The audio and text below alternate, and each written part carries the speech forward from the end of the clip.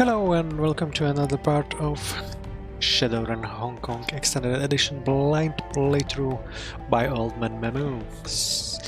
And the last episode we were investigating the local murders in Whampoa Garden part of Hong Kong, and we were able to solve the big mystery behind that. And today we'll be getting again into the Heoi. So let's continue.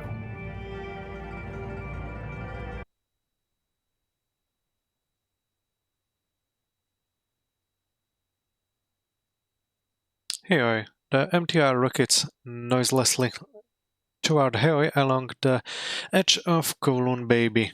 Kowloon Bay. The black water glitters in the night with the light of 1,000 reflected stone fronts. Gaichu stares sightlessly out of the window, one hand pressed to the glass. The plot by the elders is exposed, and Porter Lam is in your debt. You have a new ally, and the respect of the Wampuans. Sometimes everything goes right on a job. You count yourself lucky this way. This was one of those times. Continue.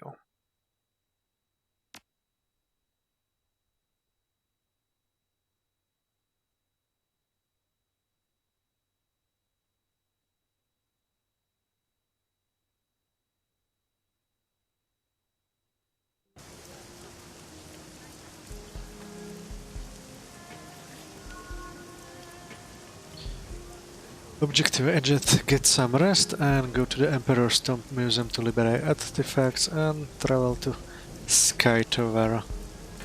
We'll see which one we will pick up, but claim payment for your runs at the mission computer. So this will be first thing to do, and I think that I will sell this Simpsons chip to one of the guys, and I will definitely get the rest, but first thing to do, spend some karma.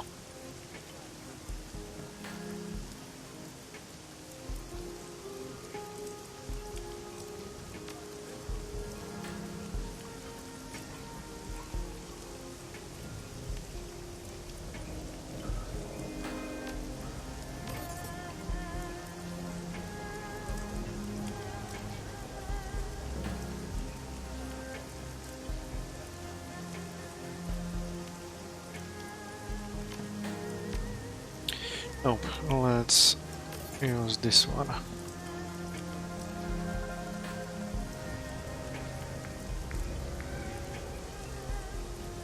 And this one.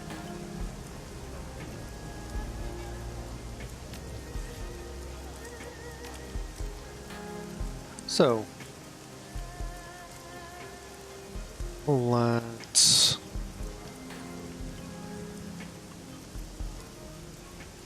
let's get the payment first and then talk to people.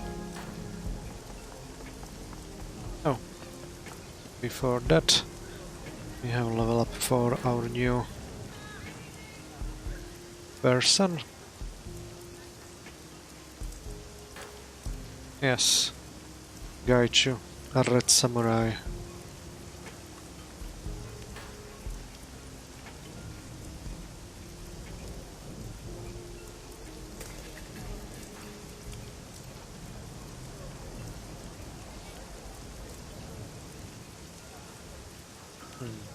I think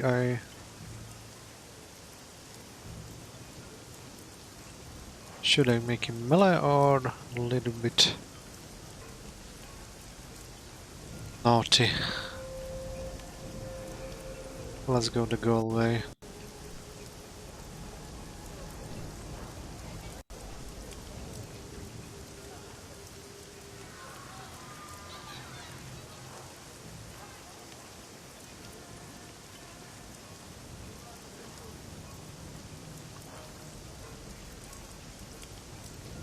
Yeah, let's go the goal way.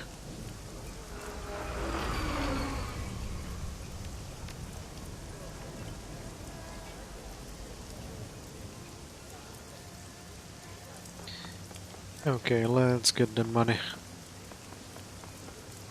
out of the mission computer.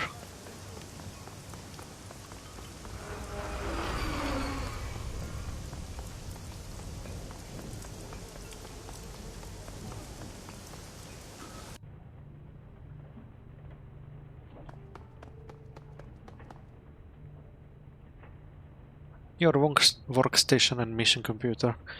The clue blue tones of the workstation's main menu fill the screen.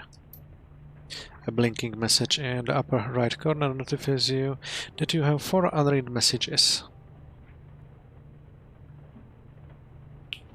Check your inbox for new messages. Wait about those dreams. Gobet's face winks onto the screen. Her rats are perched precariously on her head, and she holds a laser pointer clutched between her thumb and forefinger. Oh, hey, Mamu. I hope that I didn't catch you at a bad time. She flicks the laser pointer, and her rats' heads swivel to the right to follow the motion. Why did I just say that? This is a recording. It doesn't matter if it's a bad time. Well, anyway, I was thinking about that talk that we had, you know, the dream talk, about the nightmares and stuff. Another flick of the pointer. The rats had turned left, their noses twitching. I've got a friend here in town. She runs the parlor of 5 Phases. It's sort of our local magic shop and talismonger. Her name's Crafty. Flick, the rat's heads turn upward to stare at the ceiling. Anyway, she's smart, really smart. Her mom was sort of a local authority on all things magical, and the apple doesn't fall far from the tree. If you wanted to ask anyone in town about these dreams, she'd be the right one to choose. She tapped a button on the laser pointer with her thumb, and the little red dot in the tip goes dark. The rats immediately tackle one another, rolling off her head and falling out of sight. She gets up, her head rising out of frame. Anyway, just thought it might help. If you've already been talking to Crafty, please disregard this message. Alright, I'm out. Peace. She punches a button and the screen goes dark.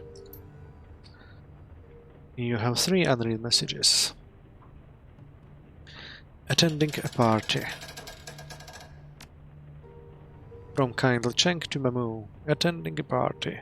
Mamu, I need you to come to the parlor. A friend and business partner of mine named Dr. Shen Yang has been in need of your service. Something about attending a fancy party in Rapul's Bay.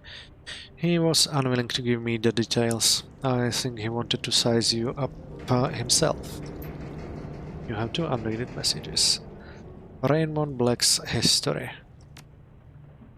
From Isabel to Mamu. Raymond Black's history.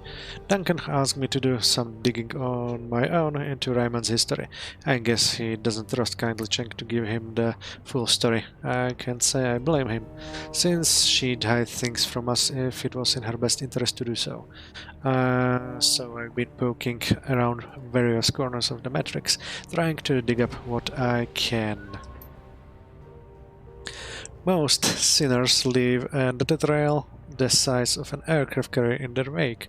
Walking backward in time, Raymond starts out that way, but it slowly tapers away into nothingness. Sure, I can find some basic records in Seattle, power utilities, a couple of public discussion sites he signed up for, but the further back I get, the less I find.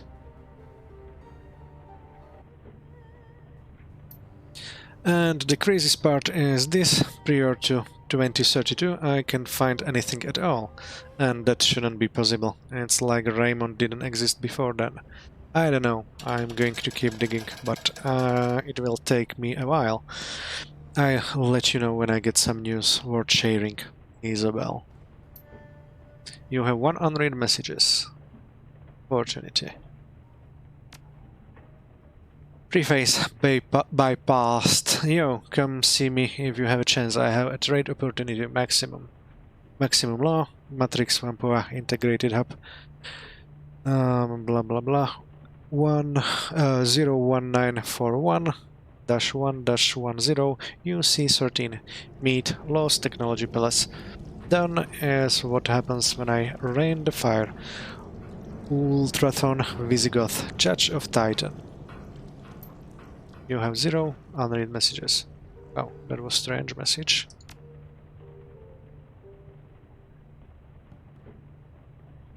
Open the jobs directory. Jobs main. Claim payment for the Whampoa Garden murders. You submit the job as finished and await the response. A few moments later, a message pops onto the screen. From Kindly Cheng to Mamu. The Whampoans tell me that they ousted all of their council handlers. Something to do with you, exposing their efforts to cover up their own mess. It isn't the resolution I expected, but I think it's acceptable. 1,400 new yens received.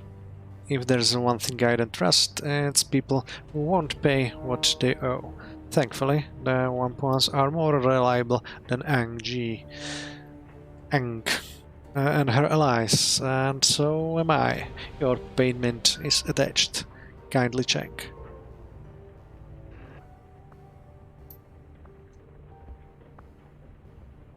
Review notes on completed jobs. Completed job center query. Completed serial killer. I've got a problem, Ammo, and you're going to help me to solve it. Okay, this is...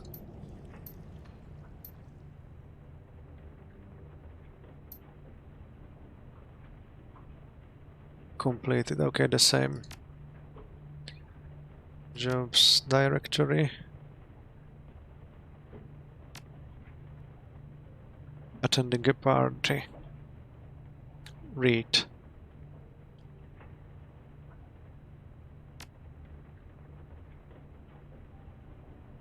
Okay, I read it. So I have to go there, and we'll see about that quest. Access the Shadowrun BBS. Shadowrun connection established successfully. Link strength 100%. Spoofing 1. Group info null unknown. Welcome to Shadowland. Claim payment for sold pay data. Pending transactions. Claim payment for the exotic animal dealer contacts. 270 new yens received. Data sold successfully. Winning bid 300. Escrow fee 10%. Funds sent to Mamu's account 270 new yens. Go back. Post pay data for sale. I don't have anything now. Search BBS for relevant keywords. Topics matching local keywords. Threat: police shootout in Victoria Harbor. I know a lot of you are interested in that 50,000 yuan the HKPF is promising in connection with the terrorist cell they're hunting, so I've been digging around for some better information. Think I've got some stuff of value. Wharf rat. Turns out they had a handler here in Hong Kong by the name of Raymond Black. The HKPF tried to take him into custody the day before, but were forced to kill him in a shootout. Looks like Black and the terrorists are member of the White Star group of Henan. Wolf Rat. Isn't the White Star all about restoring Imperial China? One of those terrorists they killed was obviously North American. Why would she be helping a pro-imperialist group? Brother 6. You got the money, you can buy any kind of person you need. You're on Shadowlands, Ume. You should know that. Feng Guang. So, what do we know about Black and his band of thugs? Anything we can use to track them down? Dongjiang? The data I've been able to dig up says that Black was from Henan and was distantly related to the royal family. He spent a couple of decades in Seattle making connections in the shadows in preparation for an attack on the Free Enterprise Zone. I've attached some dossiers on his remaining agents. Rolling Thunder.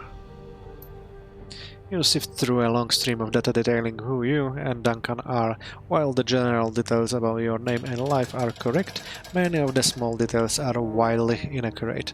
You are listed as having lived in Laos for the past 4 years, while Duncan is noted as having spent most of his life in prison. You move on to pursue Gubbet and Isabel's ostensive biographies. The dossier lists Gubbet's real name as Yu Chung Wei and her place of birth as Shangxi.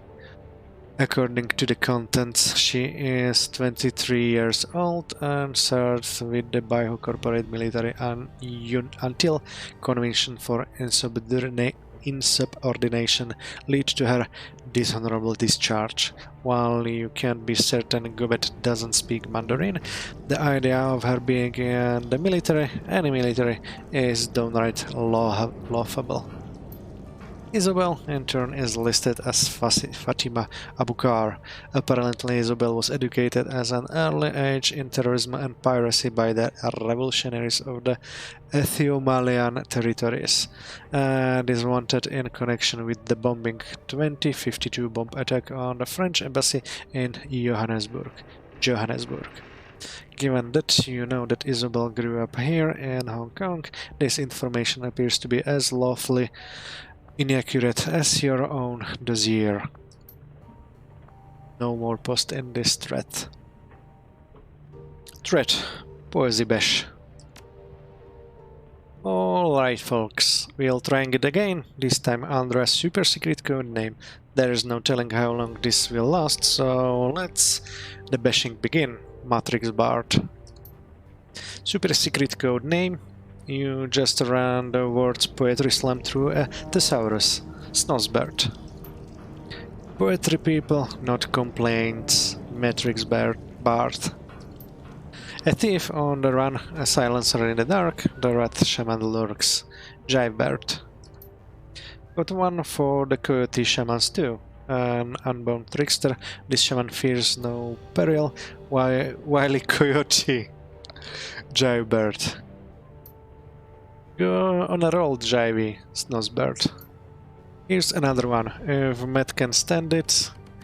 Pieces of light glance of bright chrome translucence where encase my treasure mirrors and tubes and neon implode another die in the matrix. Tennyson. Hey, I can do traditional. I happen to prefer the haiku. Because less typing. Gossamer tresses, infinity in your gaze. Very pointy ears. Know you're mad. Extra points for using Gossamer correctly in a sentence. Matrix Bard. I like elves. Know you're mad. Jivebird is still the master of the haiku. In fact, Snosbird. Oh, Graveyard Creeper. Ashen skin, spindly fingers, and claws freak me out. Jivebird. Alright, Shakespeare's, this is track 2. This thread is getting locked and you are not doing this again. Got me? This board is for deckers who wanna talk shop. There are plenty of other forums that you can use for your stupid amateur poetry.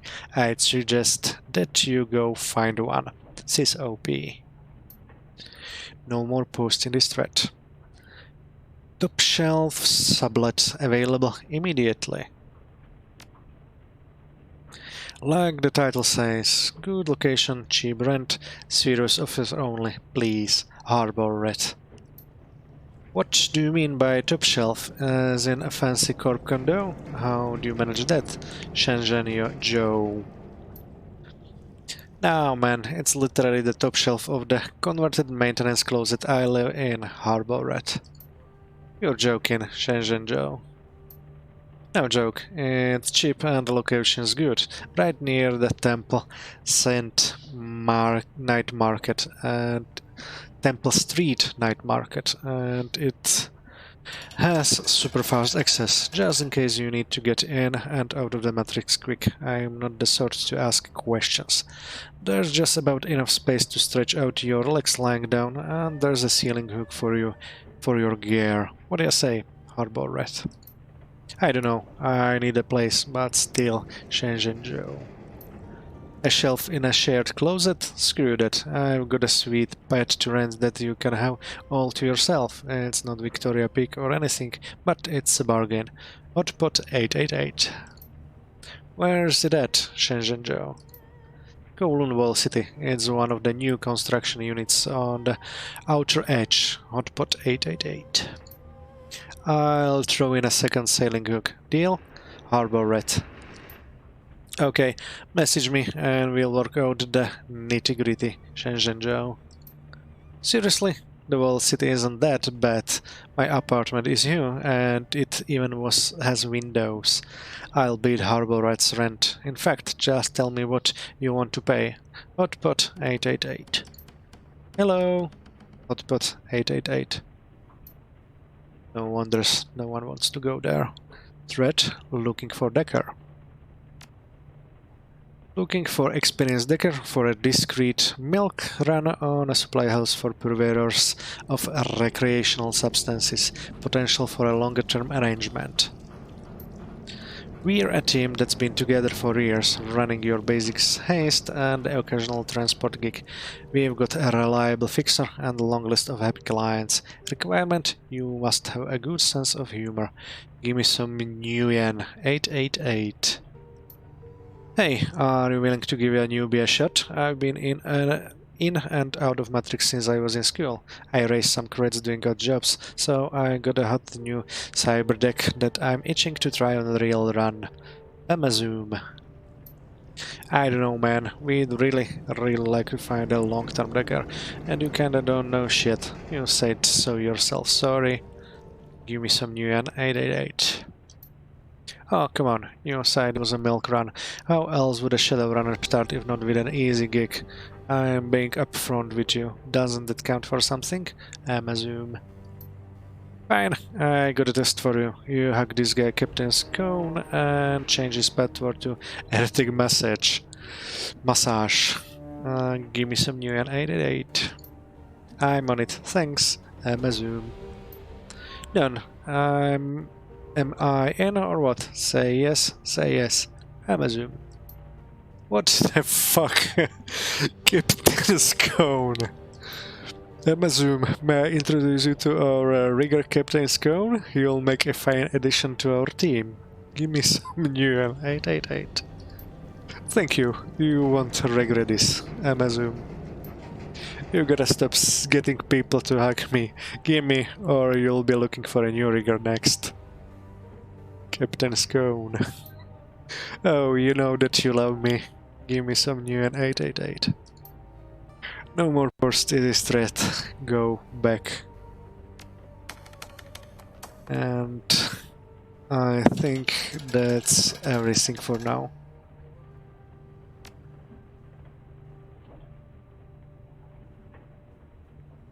I think I've seen everything. Yeah. Walk away. Meet kindly Cheng's friend. Objective edit. Oh, is this new? Yes. A Gaichu. Gaichu's room.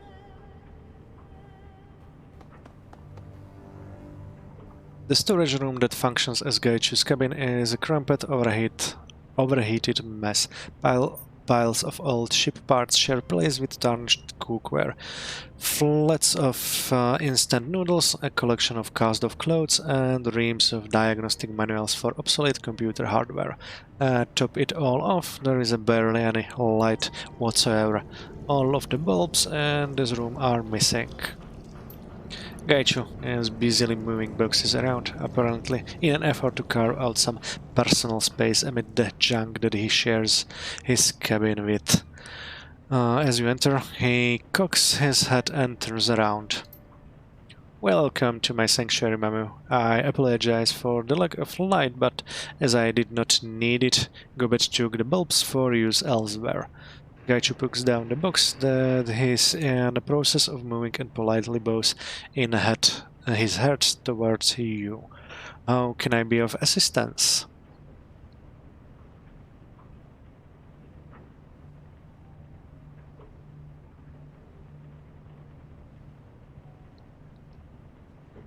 Don't you worry about bumping into things. It's cramped in here. No, light and darkness have no meaning for me. I see, after a fashion, but only the astral shadows of the world. You, for instance, are as clear to me as the sky on a clear day. But inanimate objects are only dim shadows. This is why I cannot use a rifle. I simply cannot aim at any significant range. Gage waves a hand around the room, fingers uncurling as if to offer the contents to you. For everything that is not living, my hearing and sense of smell are more than enough to keep me aware of where things are. For instance, I can hear Gobet frying oysters on a hot plate. They smell like she finished them out of she fished them out of the dumpster. Any thoughts about that last run? Gaichi shrugs, blinking a few times in surprise. What do you expect me to say? You have allowed me to live, invited me into your home, or both, if you prefer, and have given me a means to earn an income and use my particular set of talents. I am pleased with it. While I understand your desire to keep the elders alive to preserve whatever goodwill exists between you and the Wampuans, I worry that such softness sends the wrong message to those in the underworld. There is a time for truth, but there is also a time for sending a message. Is there anything else I can do for you?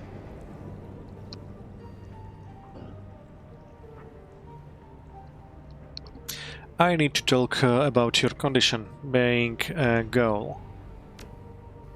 Gaichu inclines his head. As you wish, you are my benefactor, and as such I yield to you. Ask then, I will do my best to answer. How do I know that the team is safe from you? Because I give you my word that I will not harm you or anyone else on the team. Gaichu squares his shoulders, expression stony. I am a man with a disease, not a mindless beast. My word is my bond. But you're a cannibal? And you kill people. Does that mean you will kill me? The rest of the team? I think not. I do not eat human flesh because I enjoy it. I do it of necessity. Tigers hunt because it is in their nature, so too it is with me. What happens if you stop eating human flesh? I will die. I tried at first to resist. Eating ordinary food only causes me to vomit it back up. I began to waste away until I finally decided that I would rather live with my dietary peculiarity than die because it revolted me. It was the first of many bridges I have had to cross.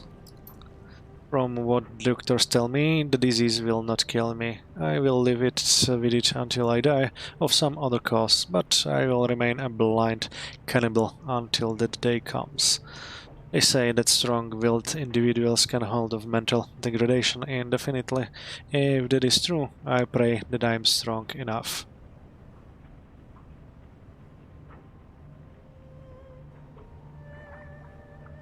Aside from being blind, how has it affected you?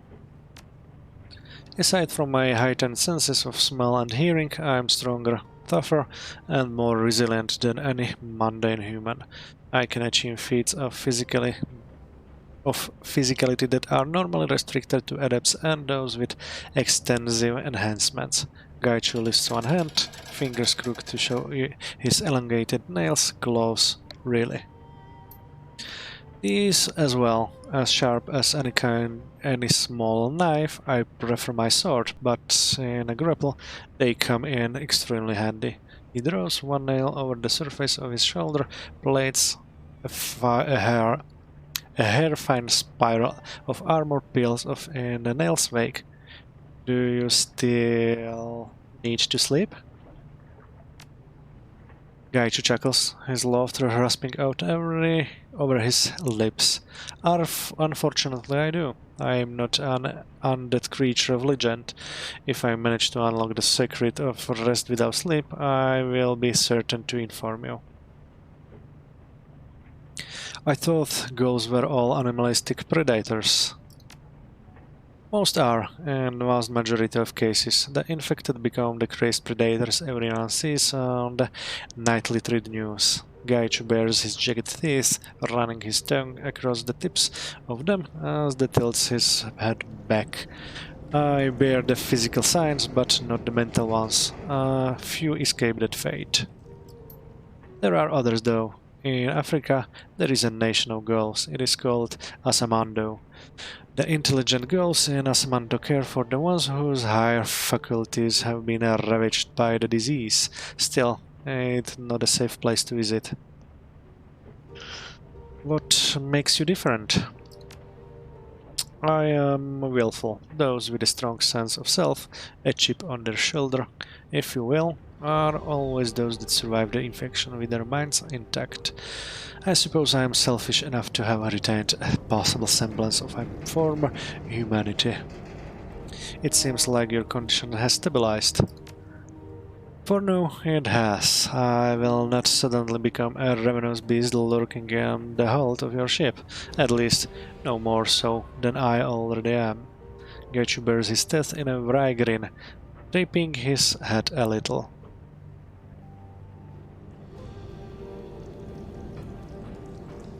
Your armor is heavier than what most Shadowrunners wear, and more distinctive too.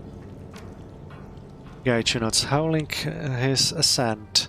That is correct. It is the armor worn by the elite soldiers of the Renraku Corporate military, the Red Samurai. What are the Red Samurai? The Renraku Military Special Operations Division. The most elite that the corporation has to offer, on par with RS Firewatch or Terngyre's Ghost. Red Samurai are world-class soldiers assigned to only the most difficult and important missions.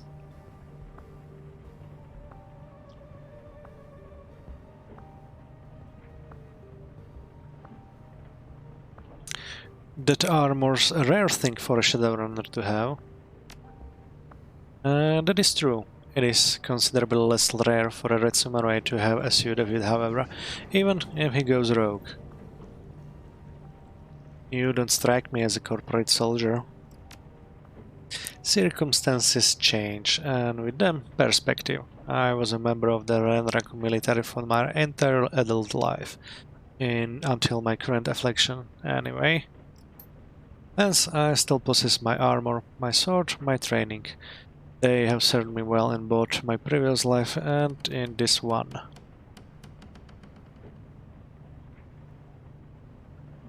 How did you end up running the shadows? Gaichu raps out at a coughing laugh that reverberates through the cramped room. What other employment is appropriate for a cannibal whose only previous experience is in military operations? There are not many things I know how to do. This is one of them.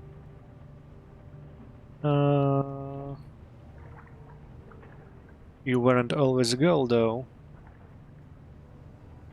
Oh, but why not ask Renraku for medical help? In theory, Red Samurai who are wounded are given the best in medical treatment and cybernetics. If these are insufficient to return them to active duty, they are given a pension and retired. In practice, this is never the case. Red Samurai teams do everything together: eat, sleep, train, play. We learn to think for each other, move as a single entity. When part of the team is broken, it affects everyone. Gaichu runs his claws over his scalp, sighing. The other members of the unit would be distracted thinking about a wounded comrade, and would resent a new member for usurping the old member's place. so the wounded invariably take the same course of action, so for the good of the team, ritual suicide, a seppuku. That's completely insane. Gaichu chuckles softly, shaking his head. I believe that it is effective in most cases, but I also believe I am worth more alive than that. In my case, I became infected while on a sabotage mission against Shiaways in Osaka. The unit was exfiltrating on foot from Naniwa Ward, though through the Iron Chiku slums. We had not anticipated a girl nest on our road. My surprise got the better of me, and I was bitten. Understand that since the passage of the Yamato Act, Japan is a pure country. Metahumans are deported, and to be infected with HMHVV is to be less than an animal. You will be killed on sight, since that was in effect the same as being permanently crippled in the eyes of the team, and was expected that I would kill myself. Why didn't you? Because I was still capable of fighting, I questioned the necessity of suicide. Why should I die if I was still as effective as before? Was I not worth having simply because my diet changed? One does not discard a quality tool simply because the surface is stained. I made a decision to leave while the unit was allowing me time to prepare for my expected suicide. I took nothing but my weapons, armor, and a small number of personal mementos. I knew that the unit would hunt me down and kill me. Girls are considered vermin in Japan. To have a red samurai become one and refuse to die? Unconscionable.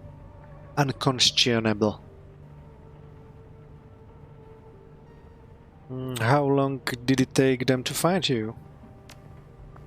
They found me 2 weeks after I ran. I was careless as I fled south, and they caught up with me in Fukuoka, but I escaped barely.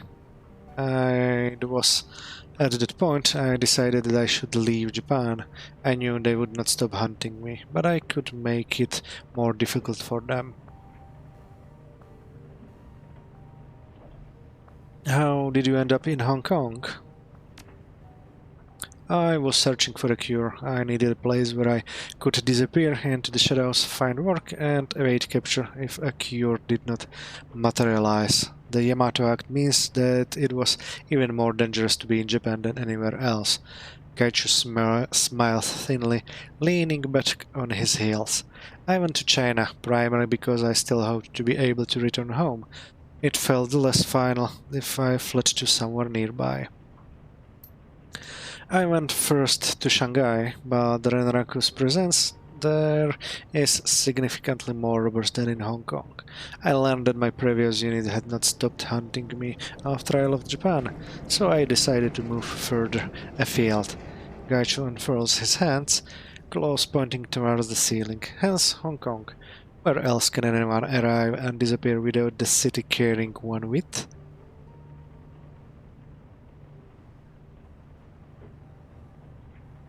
Lagos, maybe? Definitely. I considered it, in fact, if for no other reason than its proximity to Asamando. But I was not the rat to give up on a cure. Lagos lacks the infrastructure and medical care of better maintained cities. Gaichu shrugs.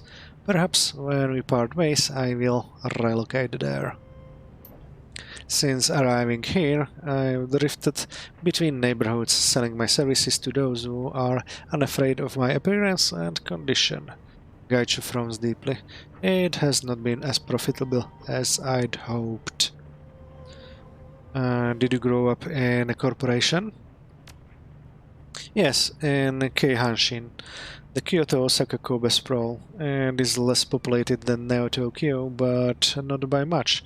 I grew up in East Kobe, where my father was posted in a Renraku complex. Gaichu roots around in a nearby box, running his fingertips over several chips before deciding on one. He slots into his PDA, and the thread photo flickers to life in the space between you. A young man, obviously Gaicho, leans against the railing which overlooks a sprawling harbor complex of skyscrapers and cranes. His school uniform is ripped, and the beginnings of a black eye are forming. Abrasions cover his knuckles, and blood dots his pants. Despite this, he is grinning like he's just won the lottery. Vibrant, fierce. You look like you haven't changed much. How do you mean? I'm unable to see which picture is being displayed. You look like you got in a fight. Ah, that must be on Mount Maya. If I remember right, I gave better than I got in that fight. 3 against 1. But they were out of shape and cocky. I used to cause a lot of trouble when I was in school. My father was constantly raging that I had no sense of responsibility and that I needed to take life more seriously. A cackle erupts from Gaichu, sudden mirth spreading across his face. The final straw was when he bailed me out of jail. I've been in jail a few times. What did you do? My friends and I stole a delivery van. I'd had a shipment of Heoi's Simpsons decks, brand new, very expensive.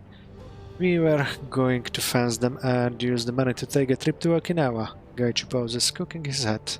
Are you familiar with what's like to grow up in a corporate family? Not a clue. You have to understand, children are trained to hate rival corporations. We did not regard the theft or Heoi's goods as illegal. We were simply doing our part to ensure Renraku's supremacy. This kind of behavior is ignored and even tacitly encouraged by company media. Unfortunately, we were caught by Heoi's security, not Renraku. What did your father do next? Gaichu clicks his tongue a few times. He seems reluctant to continue. This is a story for another time, unfortunately. I still have a lot of arranging to do, and I doubt anyone else will be willing to be alone with me in a darkened room. Come back later, we can discuss it further. Okay, if that's what you want. Gaichu bows politely. It is, and thank you again for your hospitality. Oh, and I missed the story behind his name.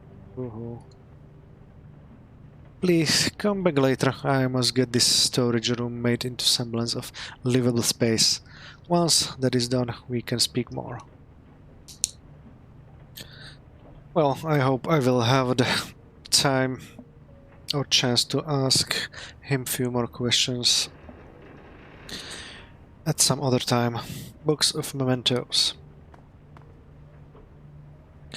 Gaichu's box of personal effects is overflowing with a collection of souvenirs, mementos, and knickknacks. There is no rhyme or reason to the collection of items. They appear to have been thrown in haphazardly. Laying atop the box are a collection of antique Japanese coins inside an overturned wooden mask and a black lacquered box with a gold inlay. Gaichu cocks his head, sniffing the air in your direction. Oh, I see you have found my box of personal effects. Please, feel free to examine whatever you like within it. Just take care to put them back when you are done. I do not much own, but the things I keep are very precious to me. They are all that remains of my former life. Examine the wooden mask. The wooden mask is extremely light. It's been painted pale white, and the surface is almost as smooth as porcelain. Although it lacks the sheen of lacquer, the face traits are delicate, almost feminine, and feature lifted eyebrows, bright red lips, and delicately carved teeth. The teeth have been stained a deep black, barely visible past the slightly parted lips. The expression, while kindly, is ambiguous and uncanny. Viewed from above, the expression is one of calm contentment. Shifting the mask to view it at an upward angle causes the causes the expression to seem melancholy, almost pained. What is this wooden mask, Gaichu? It is a mask from the historical no play Ikuta Atsumori. The face is that of a young samurai, Taira no Atsumori. Gaichu faces your direction, gesturing towards the mask. I had a collection of a dozen or so no masks when I was younger. That is the last remaining one and my personal favorite. What's the difference between a normal play and no? No actors wear those masks to cover their faces. The angle they hold themselves at changes the expressions on the mask, so the acting is highly rigid and controlled. The entire performance is highly ritualized. There is no measure of improvisation allowed, only a refinement of the prescribed form. Gaichu folds his arms over his chest, dipping his chin in thought. The words are sung like in a Western opera and accompanied by a set of musicians known as Hayashi. The Hayashi keeps time with several drums, a flute, and a chorus. A chorus in the Greek theatrical sense, I mean. Unfortunately, no is an unpopular art in modern times. I expect this is because of all the plays are conducted in classical Japanese, which is not comprehensible to the general public. I have heard that the creators of No, a father and son in the 14th century, took inspiration from magical rituals at Shinto shrines. It is said that by placing a mask upon their face, the actors become possessed by the spirit of the character they play. There are worse faiths, I think, than to embody the spirit of tragic warrior like Atsumori. What's the play about? A young man travels with the priest who raised him to Ikuta Shrine to commune with the spirit of his father, Taira no Atsumori. The young man's father died at the Battle of Ichinotani when the son was only a baby, and he wishes to know who his father was. The pair stay the night in a small hut, and the hermit in the hut explains that he is the ghost of Atsumori. Atsumori has been granted a brief reprieve from his time in the afterlife to meet his son. During the night, they speak of the battle in which Atsumori was killed, the history of the Taira family, and their philosophy. Atsumori fades into darkness as he finishes the tale of the Taira's downfall, just as the family itself faded into obscurity. So, think we yet how we might change this fragile dream of joy into the lasting love of waking life, says the Atsumori before fading. It is a tale of sorrow, love, and the burden of war upon death and living alike. The price one pays for war is not always in one's own blood alone, but in the shattering of one's family. Why is this your favorite? Gaichu smiles, expression distant. A measure of civic pride, I suppose, and I like the story.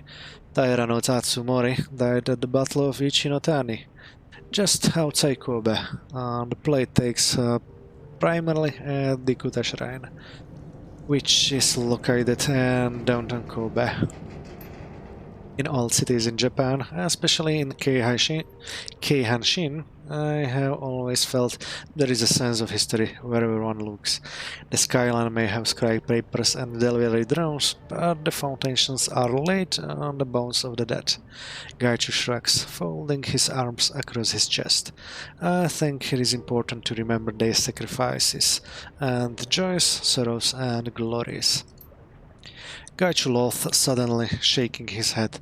This is why sometimes I worry that I am a sentimentalist at heart.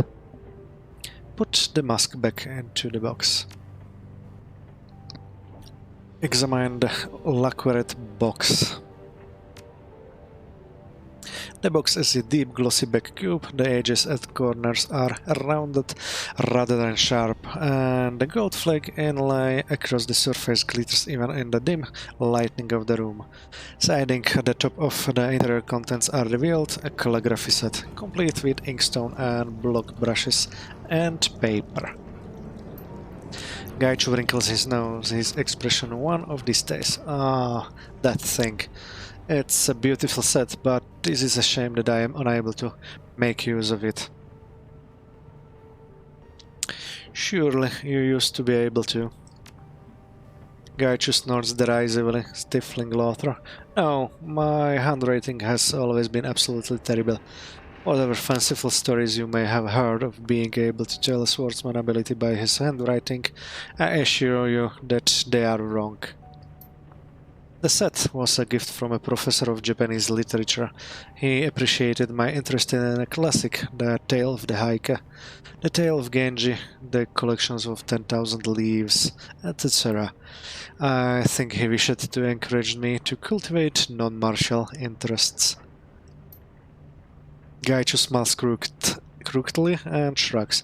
I appreciated the gesture, but my attempts at fine calligraphy mostly resembled excited chickens prancing over paper, their feet soaked in ink. Leave the box alone. Okay, let's talk the Russian guy. Rector's shop is sweltering hot, even more so than it was the first time you stepped inside. The whir of actuators accompanies the fine motions of the manipulator arms that hang from the ceiling. They are turning an object over and over in their articulated hands, soldering wires and hammering rivets. Oh, my friend, welcome back. Rector types a series of commands into his bracer, and the arms relax into an idle posture. He smiles at you, a cigarette dangling from his lips. There, that's better. Now, what can I do for you?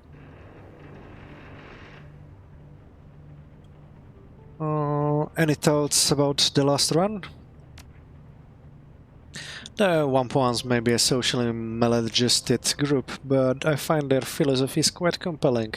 I suspect that there is a fair amount of overlap between their vision of the future and my own. Your decision to spare their elders was a fortuitous one. I look forward to communicating with them at length about their belief system and the steps that they're taking in accordance with it. Something to look forward to, I suppose. Now, what else would you have of me? How are you getting along with the other members of the team? Perfectly. Well, thank you. They all seem competent enough, and there haven't been any major personality conflicts so far. He rubs his chin thoughtfully. So long as they continue performing to an acceptable standard, I can see no reason not to continue our arrangement. It's good to run with the team again.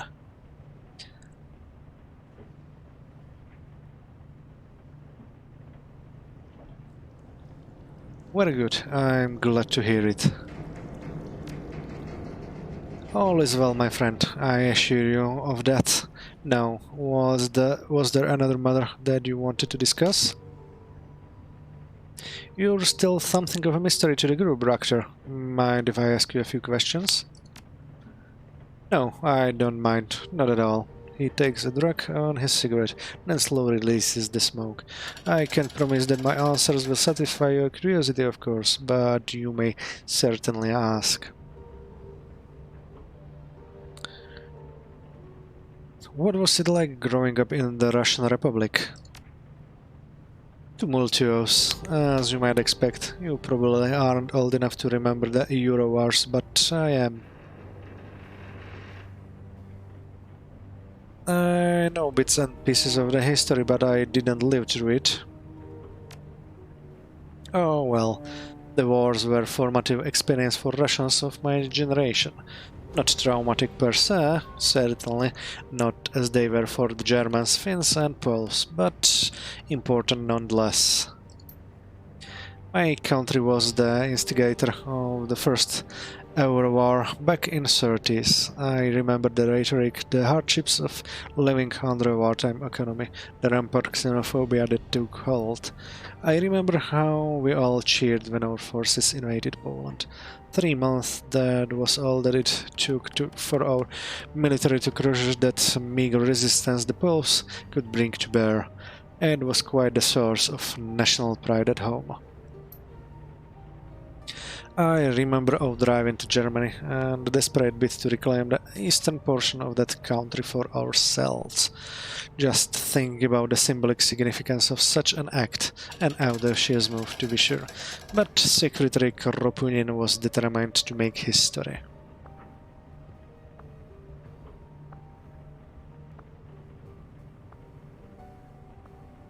So, what happened? Did the German military stop you? No, the night rat incident did. Wait, there were ghosts there? He chuckles to himself. No, my friend. A British aerospace night rat is a fighter bomber with stealth capabilities. These were the machines that rained fire on our troops, or were purported to have, at any rate. Nobody has ever come forward to accept responsibility for the attack.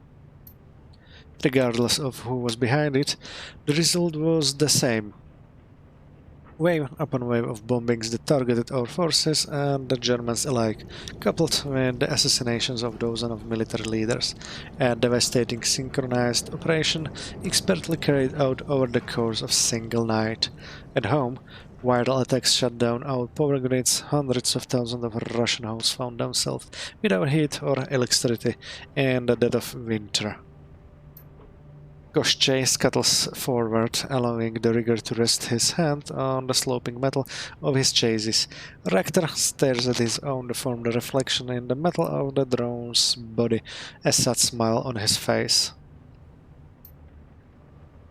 I remember huddling under a mountain of cheap blankets that my mother had piled up on my bed. They did little to protect me from the cold, but they were something that I could hang on to, something tangible that I associated with warmth and comfort and home. There, as my body trembled and I watched my breath frost over, a horrible truth descended upon me. We had caused this. We were the villains of the First Euro War. For the first time, I came to face with what Koropunin's folly had brought us, and there, under the ridiculous heap of wrecks, I came to realize what would surely come to pass. The world thought us villains, and so they would treat us like villains. We would be pariahs on the international stage, crippled by retributive sanctions. We would never live down the shame. He wipes his hands as if cleaning them. A wry smile spreads across his face. And then the AFA invaded Greece and Spain, sparking of Euro War II. We redeployed our troops to help repel them, and all was made right again.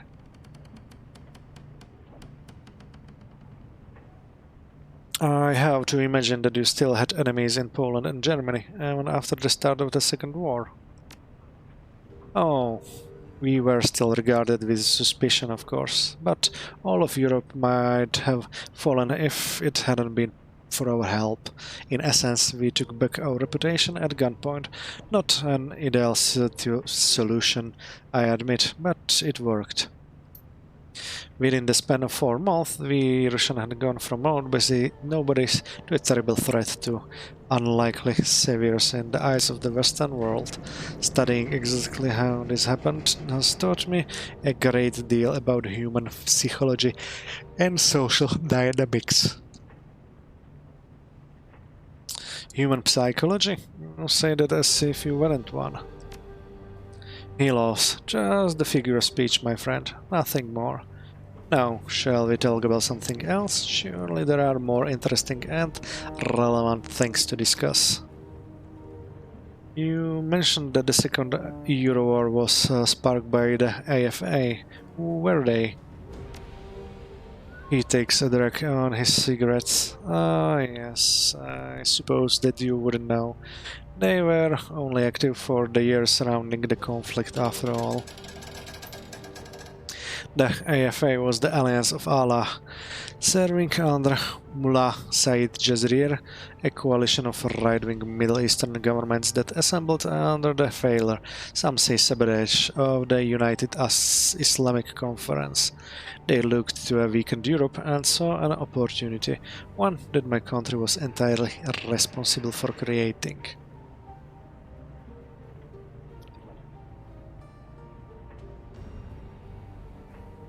Oh, that probably shouldn't have come as a surprise. You're right, of course. We should have foreseen that weakening Europe's defenses would open the doors to outside aggression. Ultimately, the AFA did what any hawkish power would have done in their position. Given their circumstances, they would have been foolish not to.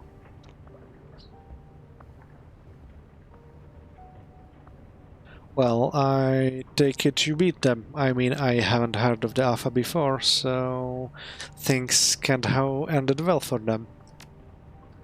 No, my friend, they did not win. The AFA folded in 37 after Jazreel's assassination. Lucky thing for us too. The body count could have been a great deal higher. In the years that they were active, the AFA gave us a hell of a fight. Did you immigrate directly from Russia to Hong Kong? No. Between my years in Nizhny Novgorod and my time here in Heoi, I spent a year in the free city of Berlin. That was where I got my feet wet as a Shadowrunner. You see, I ran with a team of anarchists for a time and learned the ropes of the occupation under their tutelage. Oh, anarchist, huh? Must have been interesting. He shrugs. It was to a point. They were disorganized, to be sure, but perfectly capable. We enjoyed a certain level of camaraderie while we ran together. Sadly, we are no longer on the best of terms. What happened? An opportunity arose, and I seized it. In doing so, I left Berlin for Hong Kong, and I did so without much advance notice. My absence made life difficult for them, and they blamed me for their hardships.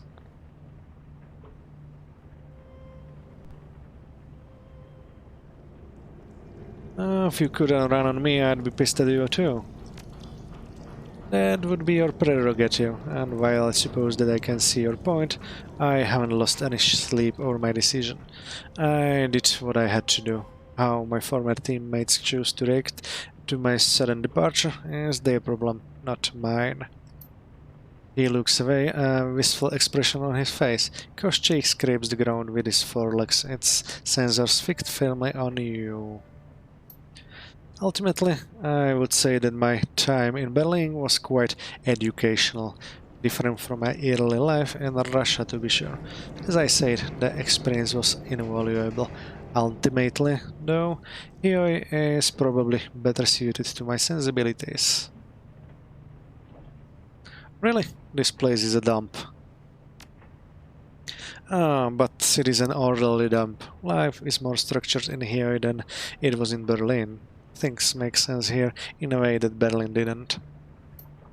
He taps a finger to his temple. I have an orderly mind, everything in its place, neatly labeled and filled away. This approach is what allows me to make sense of the world. To say that the people I knew in Berlin thought differently would be an understatement. Why did you move from Russia to Berlin? He held his tongue for a moment, considering. When we first met, I told you that I parted ways with Grishin Aviakor under unfortunate circumstances, yes? You mentioned it. These same circumstances led me to Berlin. I was wronged, and I was not find... And I would not find recourse in Russia, he sighs.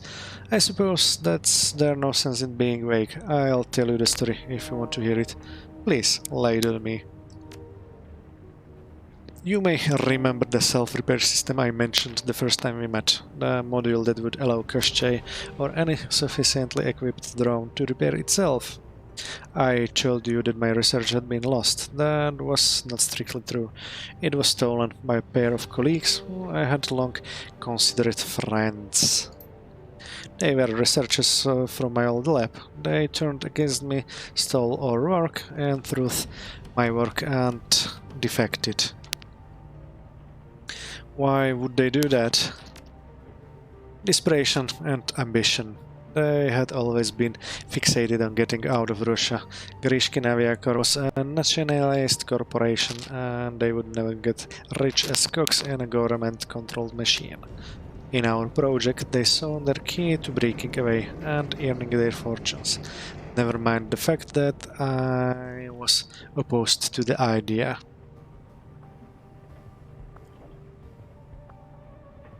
Did you have any leads to where they might have gone? Yes, the two had long spoken about moving to Berlin. Such was true of a great many academics in Russia.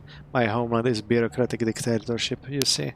There is little personal freedom, and there are many rules to be followed.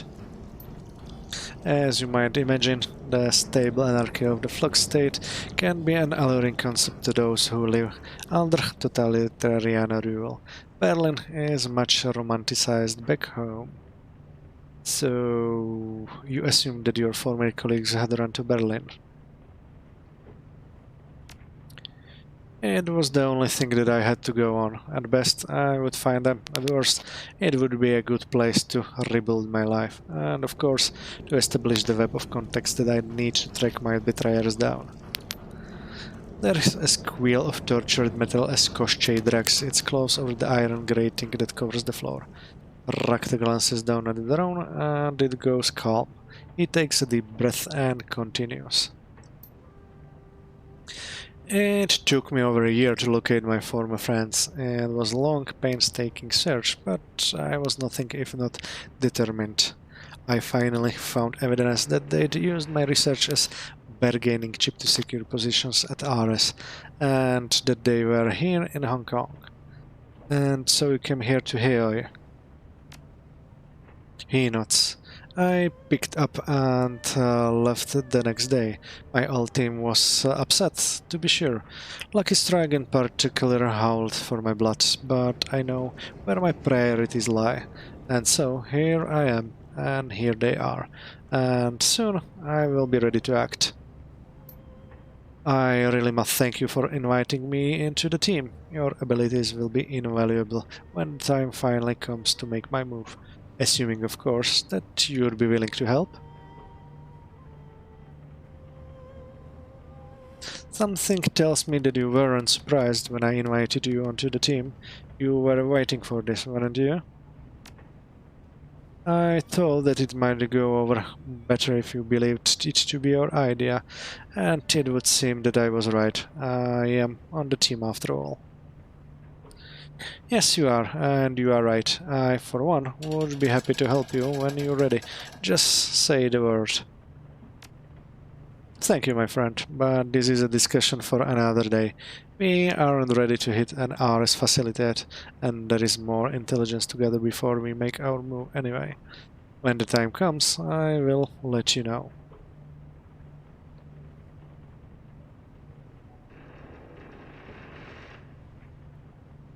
I've got a few more questions for you if you don't mind. He raises an eyebrow. Go ahead and ask, my friend. I'm not stopping you. Let's talk about something else. Of course, ask what you will.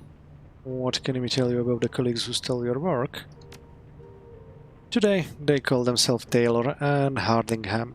He speaks through clenched teeth. Koschei drags a claw across the ground, and you can hear the squeal of metal on metal. Those aren't their real names, obviously. They shed their former identities when they left their old lives behind. And these two are in Hong Kong now.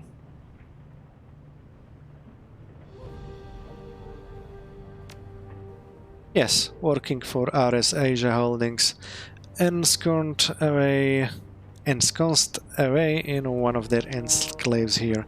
I'm not certain which one yet, but I'm narrowing it down. He idly brushes Koshchei's armored chases with the fingertips of his right hand. Oh, how wonderful it will be to find them. What a reunion we will have. This stolen research means more to you than money, doesn't it? He nods his head. Yes, much more. It was my life's work, and it was important. Reducing it to a bargaining chip was a deadly insult, both to me and to all those who would benefit from my work. You say that with almost a religious fervor. He's not religious? No. Religious superstitions is a relic of the past. I welcome the future. A future that my research was intended to help usher in.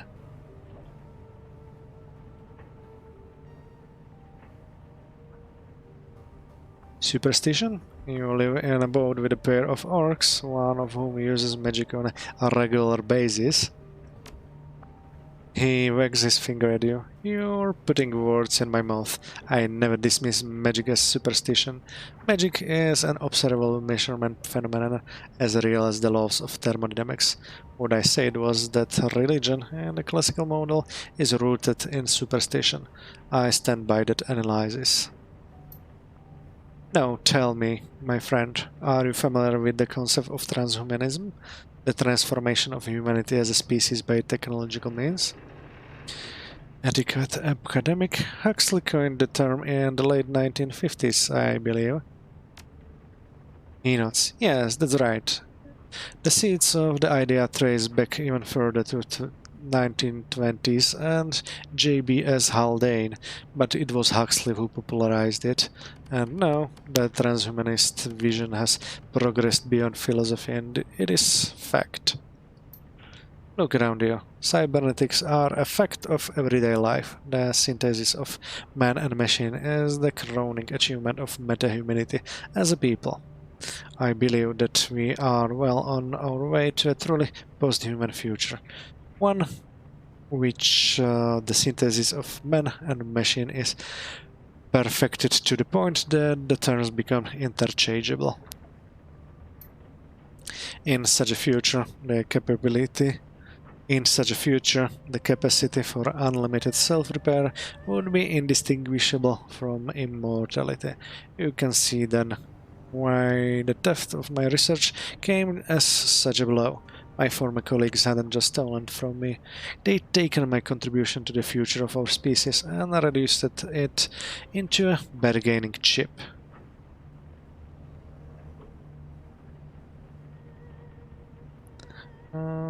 This all sounds a little far-fetched to me, no offense.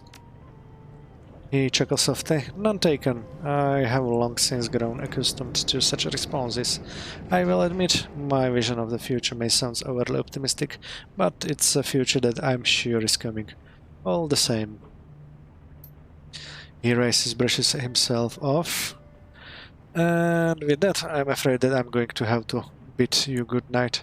I've taken enough of a break for one evening. There is still work to be done, and it would be lax of me to put it aside any longer.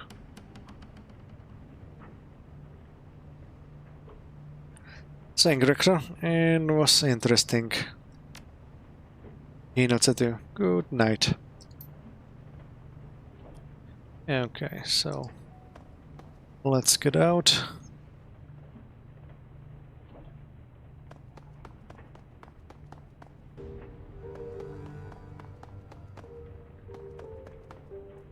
And let's talk to Duncan.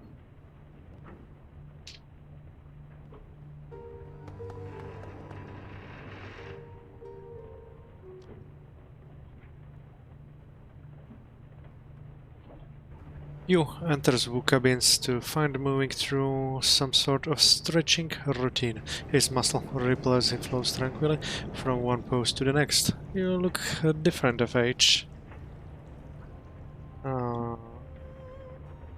Do I? Yeah, like I flipped forward a few chapters instead of tuning a page. I mean, you look like you just not the you I knew.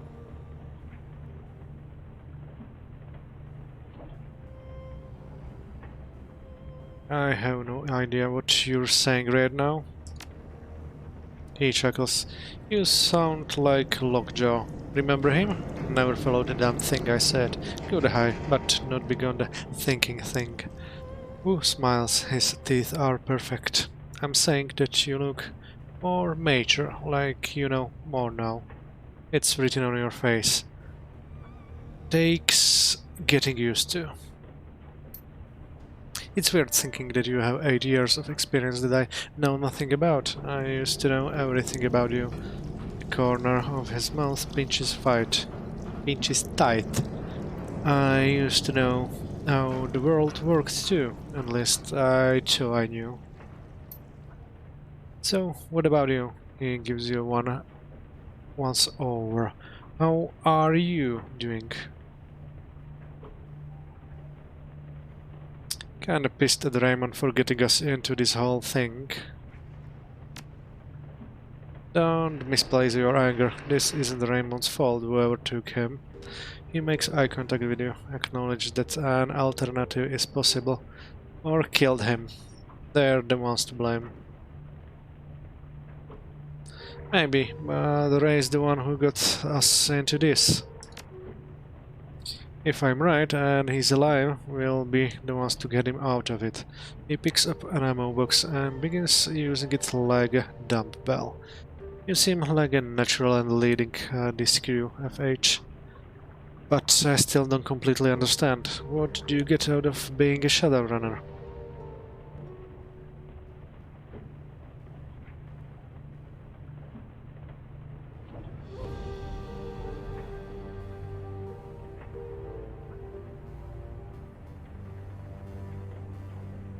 Freedom. I'm not a cock in the corporate machine.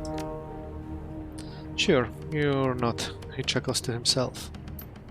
Come on, FH, think. Of course you're a cock. Everyone's a cock. Whether you're working for them, consuming their crap, getting brainwashed by news media that they control, voting for the people that they put in front of you, or being policed by people that they own, you're a cock. And you're always the lowest kind of cock. A Shadowrunner, a disposable asset, sinless. Slithering through the cracks of society, doing jobs that they are too dirty for the corps to do themselves. You don't even appear on a corporate balance sheet.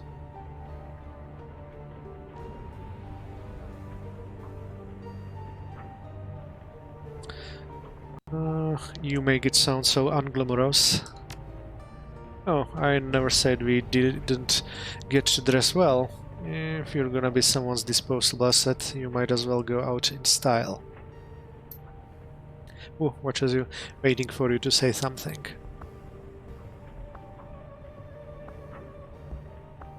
You thinking about getting chromed up? With cyber? He shakes his head. Oh my god, how many times are you gonna ask me that? Oh, at least a couple of dozen more times. You always have the best reactions. Who grins? His teeth are blindingly white. I told you one time, I was thinking about it when I was 13. Let it go. I'm gonna pollute my body with that shit. You? I'm saving up for something. No judgment there. Just don't put too much of that shit on your body. I've heard stories about folks who went too far with it, lost some of themselves. I want to talk about you and me. He rests his eyes on you a moment, his face neutral. Yeah, I guess that's a good time as any. You start.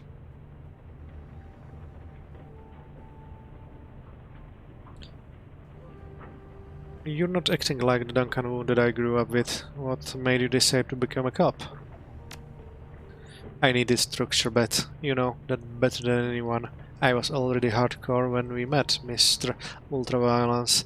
I'll do anything to get a rise out of the guys I was rolling with. gouging eyes, inverting knees, curb stomping.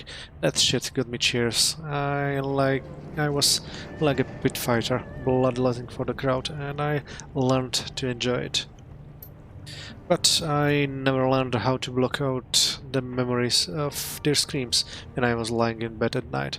The guilt started eating me alive, and then I was scared to be alone with my thoughts, so I tried to drown them out with all think did you drown things out.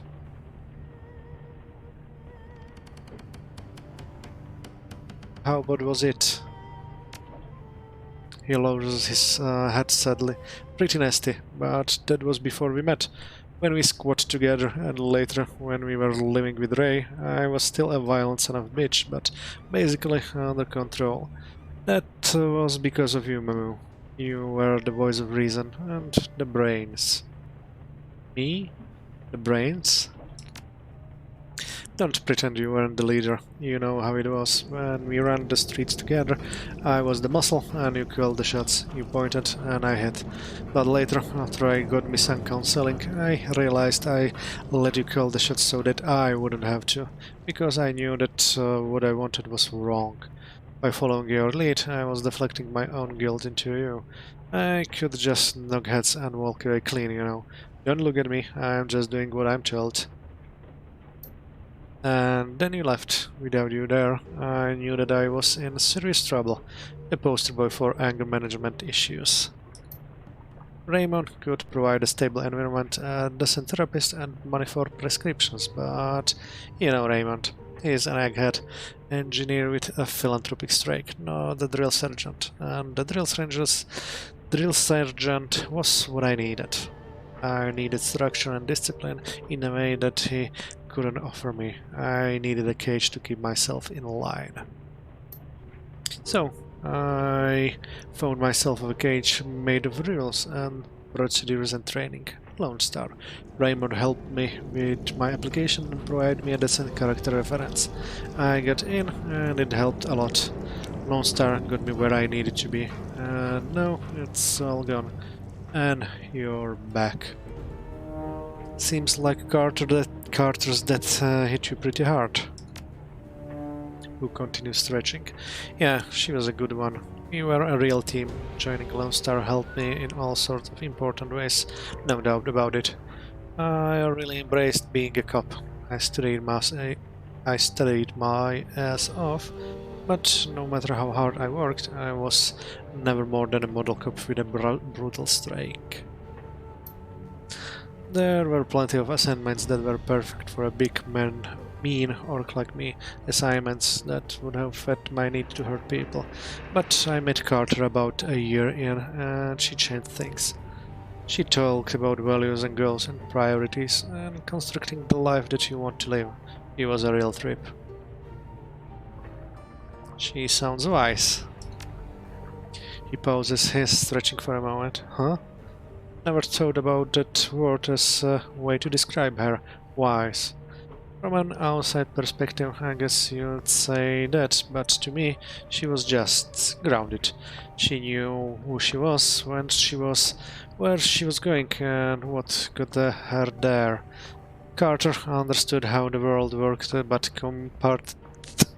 compartmentalized it so she could focus on making a life for herself that makes sense. She kept me focused. When Raymond asked me to meet him in Hong Kong, I had a feeling I was gonna wind up going off the reservation if I didn't bring Carter along, and now she's gone. And here I am.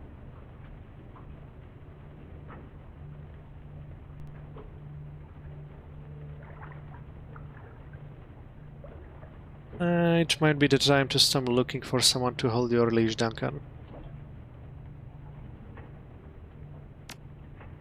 And I wish you put that a different way, FH, but I get what you are saying.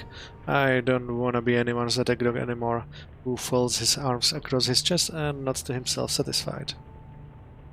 You've been waiting a long time to ask me about the night I left, haven't you? Wu chuckles and hugs his thumbs in his belt. I guess I have, yeah. It's about what you were doing before you got thrown into that corp facility. You said that you had a friend who was in a bind, but that was all you could say. How'd it go? Went fine. It was a cakewalk, really. Nothing to talk about. Whatever you say, FH. What do you think about our last run?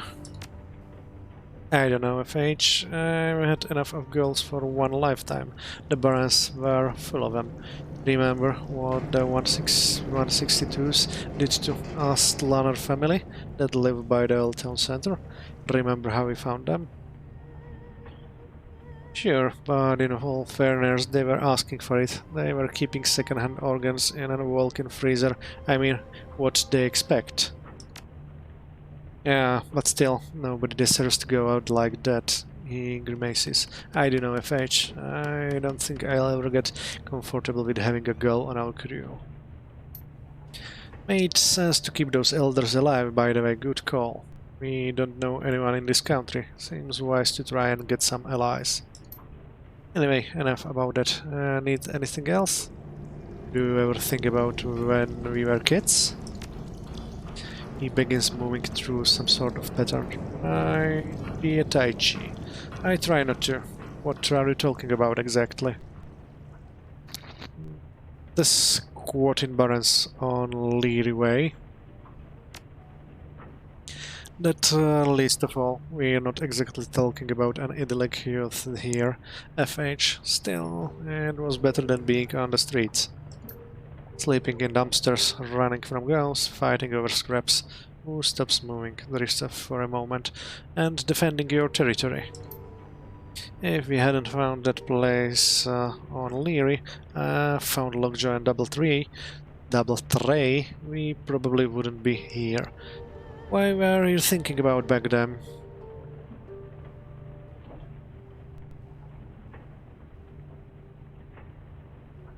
Just thinking about that thing DT used to say. Wu returns to his patterns. He manipulates an imaginary soap bubble between his hands. Improvise, adapt, overcome. That's how you beat the street, I remember. I remember Double Tray saying that it was while we were living between the red hot nukes and the 162s. Crazy as dwarf anarchists on one side and flesh-eating girls on the other. Those are the days that you long for.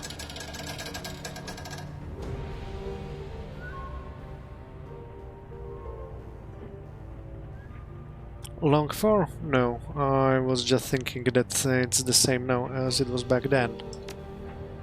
His raspy baritone fills the space between you bridges it. Survive and watch each other's back. Yeah, I know. Let's talk later. Yeah, later would be good. Don't get me wrong, catching up is nice, but I'm not used to being as social as this. That's one of the reasons why it was so nice to work under Carter. We both appreciated long silences.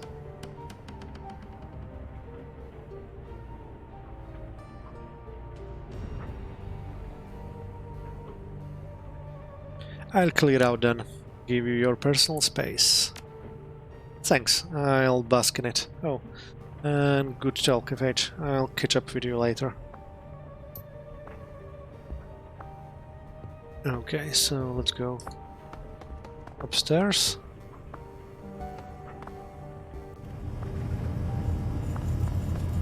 Isabel first. Isabel is jacked onto the octopus. Her body sits inside her breathing shallow. As you approach, an image blossoms onto the largest of the octopus view screens. Hello down there. It's good to see you again. She smiles down on you from the monitor, her outline scintillating with blue-white light. She looks peaceful, at ease.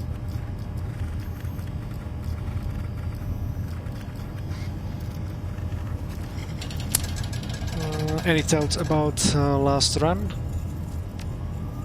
She shakes her head. Nope, sorry. Jacking into the octopus is how I relax after a long day of work. Some people go to sports bars or strip clubs. I do this.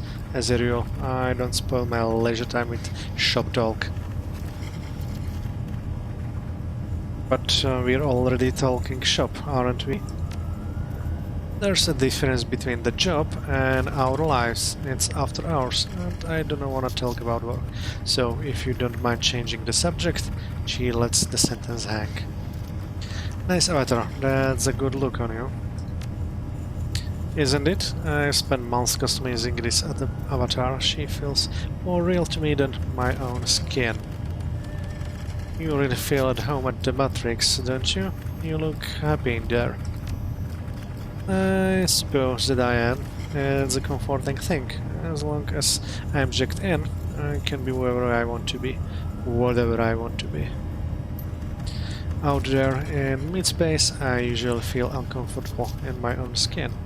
The author offers you a loop-sided smile. I'd probably just live in here if I could.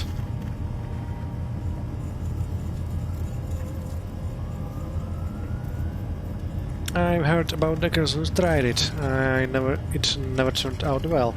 Dehydration is a bad way to go. I know, and of course I was joking, but the truth be told, I do spend most of my time out there wishing that I were back in here. You're a decker, you must know what I'm talking about, the freedom of it. It's hard to live in a cage of meat when you know how sweet it feels to leave your body behind. She pauses for a moment, considering, then her avatar shimmers forward, filling the screen, a slight frown across her face. You know, Mamu, I've been thinking about a question you asked me a little while back. The one about the walled city. The outer fidgets. The one that I dodged.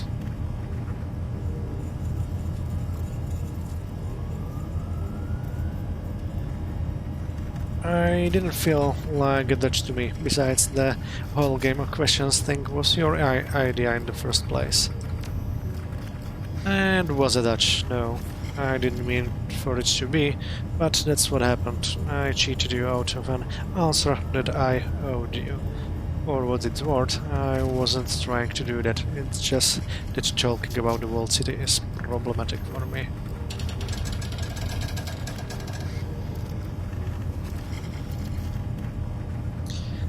We've all got problems. That shouldn't stop us from doing what needs to be done. No, it shouldn't, but things are more complicated than that. The problem isn't that I'm tortured by bad memories or anything like that. If this were just a discomfort thing, I could push through it. The truth is that I can't remember my childhood.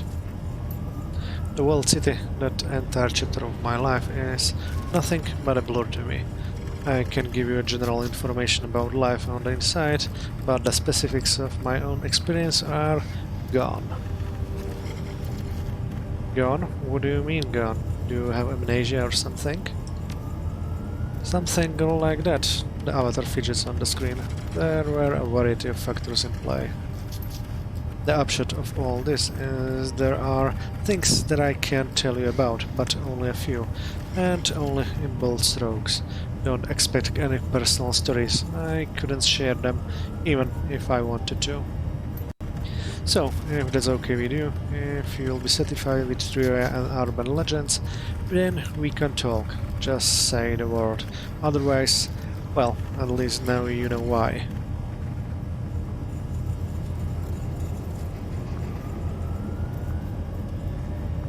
How did you lose your childhood memories? Isabel avatar frowns. I'd rather not go into it. It's personal. Suffice to say that I would never miss them. At least not until now. If you ever want to talk about it, I'm a good listener. She looks away. Great, I'll keep that in mind. Give me what you can about the walled city. At this point, anything would help. Alright, the avatar licks its lips, nods. I can do that. Isabel's avatar turns, begins to pace on the screen, where she steps on spiderwebs of light spread across the tiled ground on the octopus's sculpted matrix hub. When I think of the walled city, the thing that stands out the most in my mind is the legends, mythology of the place. If I hadn't lived with them, I might have found those stories fascinating. The scintillating figure turns to you on the screen. Did you know that Kowloon Walled City is supposed to be cursed? That's what the locals believe. We had ghost stories and everything. You believe that the slum was cursed? Isabel Avatar's nods. Everyone did. The locals were convinced that the slum had been poisoned forever by things that haunted it. Demons from another place. The Yama Kings. Etiquette academic. Yama Kings, derived from the mythological judge of the dead, I presume. That was where they came from, yeah, but the Yama Kings that we tell stories about were their own things, bastardizations of the original myths. It'd probably be easiest to think of them like urban legends, or own little pantheon of monsters and mortality tales. The stories are still clear in my mind, even after everything that happened. Everyone in the walled city believed them. You can get out of the walled city if you make a deal with Fu Mang. Cut the hearts off from the 44 people closest to you and bring them to him. He will reward you with riches. Don't go under that arch or Kian Ya will catch you. The avatar grabs at the air and hands leaving glowing trails as they move. She'll rip out your teeth, tie your tongue in a knot, and make you her slave for eternity. We had Qin Xiang. We had Qi Xiang, our own homegrown judge of souls. People would let themselves be flayed alive in hopes that he'd reawaken them in a better life. And we had Lam Wei, the Ebony Queen, who would teach you to hide so well that you slowly mutate into a cockroach. The avatar cocks in heads, smirking, a dismissive gesture. It's a bullshit, of course, but everyone in the walled city believed it. I wouldn't write the stories off so easily. Magic is real, Isabel. Of course it is, I know that, but the Yama Kings can't be real. If they were, the body count in the walled city would be a lot higher. The Yama Kings are glorified kids' stories. They're make-believe, a fiction that my parents and neighbors invented to excuse their own actions. I can't get ahead because demons are keeping me down. Woe is me, woe is me. It's almost embarrassingly transparent when you really look at it. Lam Wei turning people into cockroaches, and just the Kafkaesque trope layered onto a morality tale. Qi Xiang is just a novice with a different coat of paint. Do you know that archway that I mentioned? The one that Qian Ya was supposed to haunt? I knew someone who found it. There was nothing on the other side but concrete. It's all superstitious drivel, Memu. The misery and the walled city isn't the fault of demons or devils. We created it and we perpetuate it. We blame made-up monsters for our own failings. There's nothing more pathetic than that.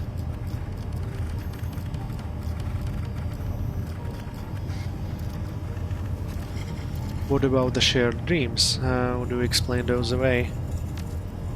I don't know. Mass psychosis, or maybe something magical is going on. But it isn't them. They aren't real. They can't be. Anyway, that's enough for now, huh? I'm sure that gives you plenty to chew on. My obligation to give you an answer is satisfied, I think. So, let's talk about something else. Can you think of anything else at all that might help us? I don't know, maybe I'll put some thought into it. The avatar pauses, turns away. After a moment, Isabel's voice bursts through the Trideo speakers. On second thought, maybe I do have an idea. Are you open to taking on more work?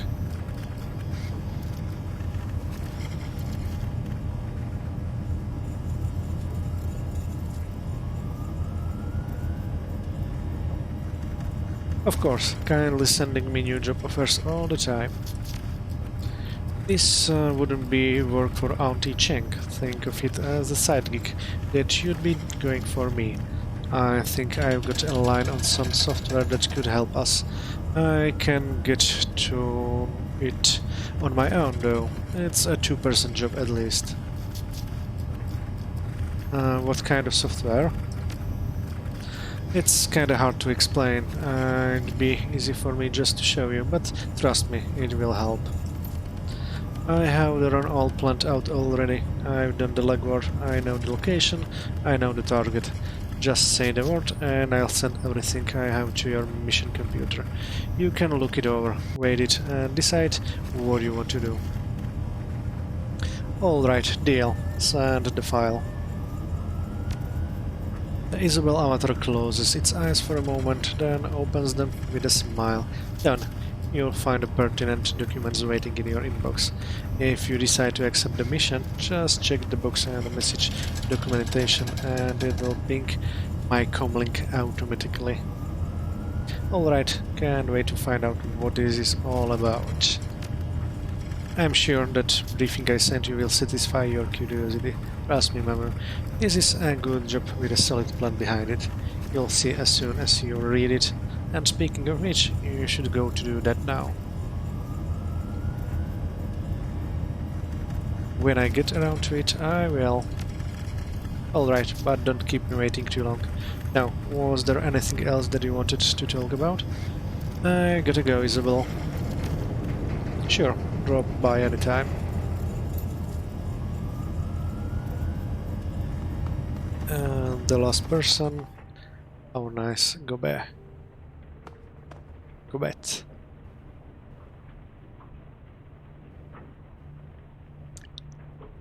Gobet looks up from a dented tin of oysters at the sound of your approach.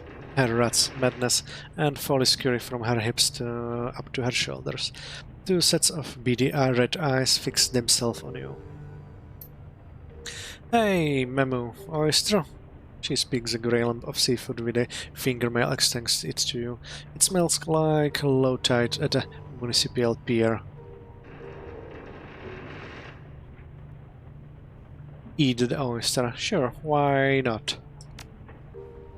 You pop the rubbery wad of flesh into your mouth and chew. An explosion of Dukan Bram is your reward. Good, right? Half repressed memories of dumpster living and the Baron's dents emerging in your brains as the mangled oysters slide down your throat. Yeah, delicious. I wouldn't go that far, but it's seafood, and it isn't made of soy. That makes it good in my book. She tilts back the tin, drains the remaining juice, and then flicks it into the overflowing bin at her side. So, what do you need? Any thoughts about that last run? I don't get the womp ones, I really don't. Isabel is about as close as I usually get to their particular flavor of crazy. I don't think with all the technology and backup they'd have been smart enough not to stiff a red samurai on payment. Much less a girl. I don't know, for smart people, they seem pretty damn dumb to me. I think we pulled off a dumb miracle back there. Not only did we get a creepy-ass close combat expert on our side, we exposed the elders and got ourselves a nice bonus for being smart. Not a lot of jobs go that right. I'm feeling better and better about having you in charge, Memu. So, what else did you want to chat about?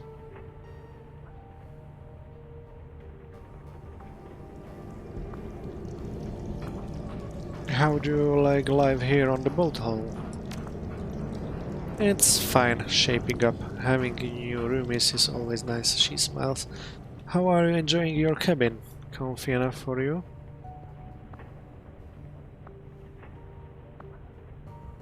I'll get used to it. Yeah, you will. It will happen quick too. Quicker than you'd think, trust me. I know.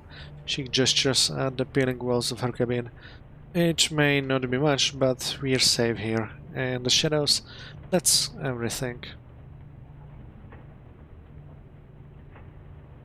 I'll take the bolt over the barons any day. That's the spirit. A lazy smile spreads across her face as her fingertips brush madness back. The red squeals and darts break into the safe haven of Gubbit's hair.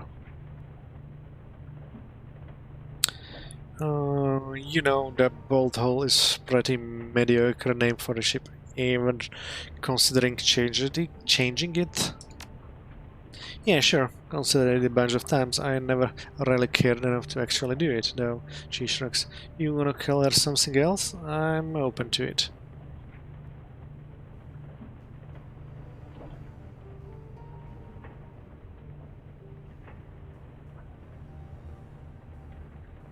Let's call her the Kraken.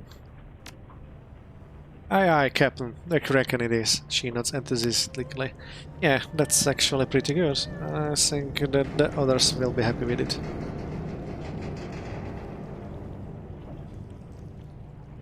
You said that you teach me how to be a better Shadowrunner. I'm here to collect. Still, remember that, do you? Huh? I just sort of assumed that you'd laugh that off. No dice, wizened mentor you offered. Now pay up. She straightens. Okay, how about this? I'll tell you a story about a run gone bad. You tell me what you've done at the runner's place, and then we'll compare notes on your answer. How does that sound?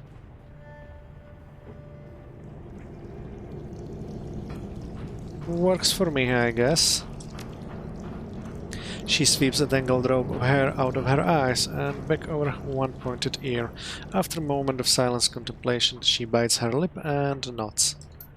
Okay, so this is a story from early in my career.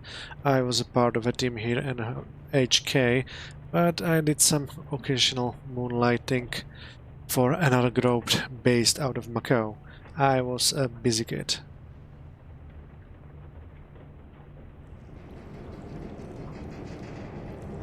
Who was on this other team? Anyone I might know?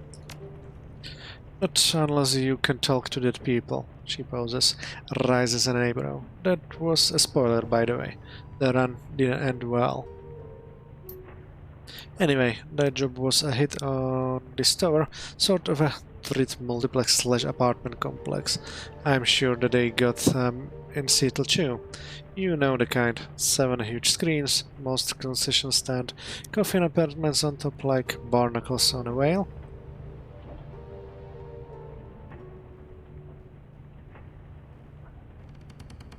I lived in one for a while. Every time they showed an action movie, the walls would shake. She nods. Yeah, that will happen. Our client wanted us to break into one of the apartments. The story was that an ex of hers, a guy named Bugs, lived there. She'd been cooped up with him until about a week prior, then things went sour in a big way. She wanted us to get back something that Bugs kept when he kicked her out. Scare the shit out of him, bloody him up a bit, make it look like a robbery, you know the drill. Sounds more like a job for a thrill gangers than full-fledged Shadowrunners. Yeah, it was a pretty bush leagues gig, but the pay was decent enough. Not the sort of thing you'd turn down. So anyway, Sibilance, that was our group leader, had a plan. We knew that we had to go in quiet because the Metroplex had a panic system wired directly to the HKPF. If we'd gone in a shooting, we'd been drowning in cops within 10 minutes. Sip thought that we could maybe take advantage of the apartment's terrible soundproofing and kick in box door when the movie got loud. We'd camp out near his doorway, wait for the ceiling to start raining plaster, then smash our way in with his neighbor's non-divisor. Academic? This sounds kind of familiar. Yeah, it's pretty close to what John Wilkes Booth did when he assassinated Lincoln. Sip was an amateur historian, used to bore the rest of our tears, but I guess that it could occasionally come in handy. So we waited in the hall, just like Sibyl's planned.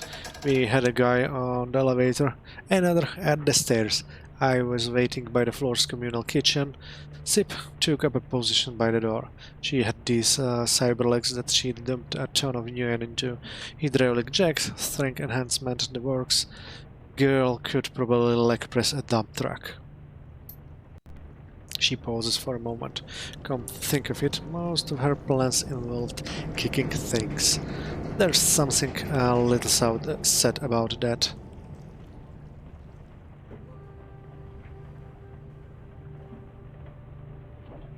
And this woman was the best suited to lead this particular group of runners?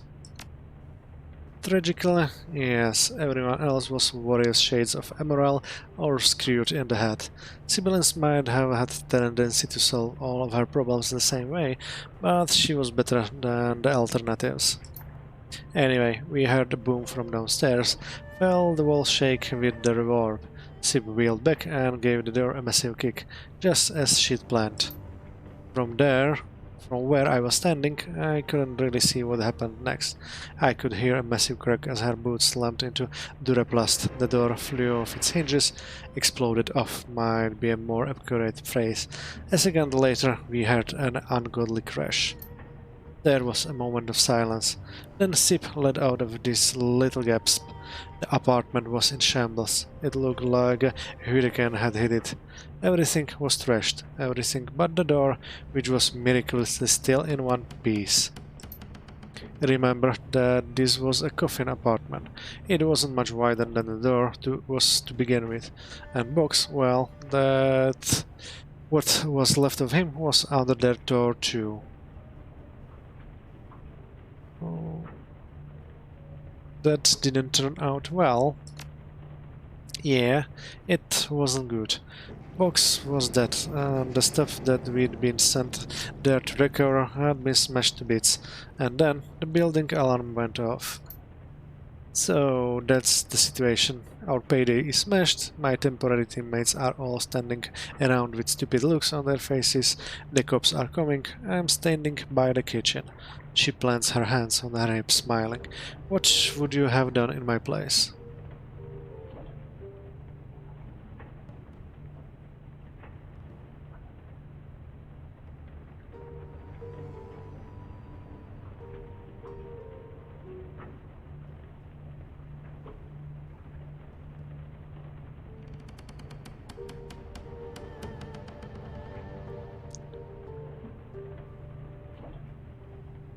Damage control. I would have looked for blackmail material to protect myself from a soon-to-be angry client. She nods thoughtfully. Fair. That isn't what I did, but don't think that I didn't cross my mind. So, what did you do? The first thing that popped into my head, that's a lesson to remember, Memo.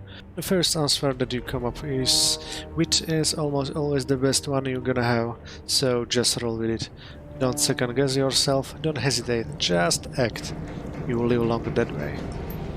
As for what I did that night, well, I was standing by a kitchen and remember, I could have cut and run. I looked like any other street kid I have blended in, but instead I decided to stay and help my team.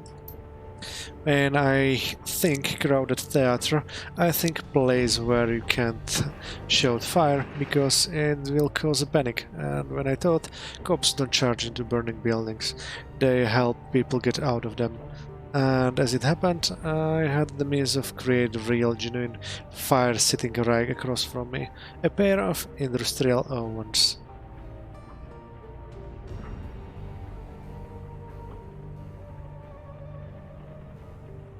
You set the building on fire? I encouraged it to burn, opened the gas vents wide, set wrench on a timer, and motored back into the hallway. The others had started arguing amongst themselves. I told them to snap out of it and follow me down into the lobby. We had to clear the hallway before an errant spark took the whole floor out. Unfortunately, the rest of the group wouldn't listen. Sip and the rest of the team were too busy arguing about the relative merits of her let's kick things really hard and see what happens tactical systems to want anything to do with me. I shouted back to them that the kitchen was going to explode and continued down the hallway. Just like I'd planned, I got out of the run in one piece, so did every single one of the people in that multiplex. My fire plan worked beautifully. If the rest of the team had listened to me, they might have gotten out of the building too. Kind of a bummer that they didn't, but at least the run turned out well for me. How? Well, I couldn't collect any pay because the run had been a disaster, but after the explosion I got to ride in the front of the fire truck and they gave me cookies and a blanket. I wound up dating one of those firemen a few weeks later. All things considered, it could have gone a lot worse. Gubet claps her hands together and rubs them, a satisfied look on her face. So, Memu, the author disappears from her voice, and her expression goes serious. It's like somebody flipped a switch suddenly. The look in her eyes is shrewd, calculating. Tell me, what was the moral of this story? What lesson was I trying to convey? Go with your gut, I guess. She nods sagely. That's right. Trust your impulses and don't be afraid to wing it. Almost any action is better than no action at all. Once you're committed to doing something, you've got to follow it through. No arguing or hand-wringing, just do it. If you get caught up in your if you get caught in your own head, agonizing over past mistakes, well, don't be surprised if you wind up dead. A kitchen fire can take you down as easily as a cop's bullet if you stand around and let it.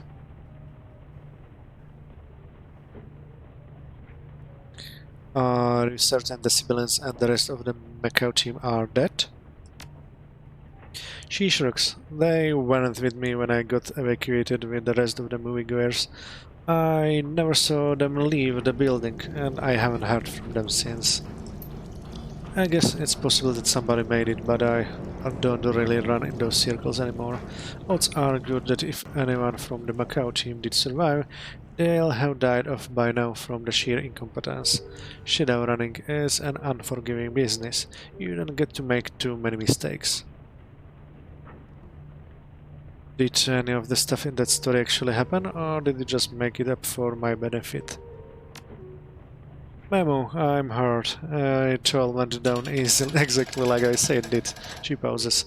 Well, except for a couple of embellishments here and there, but they make it a better story. Artistic license and all that.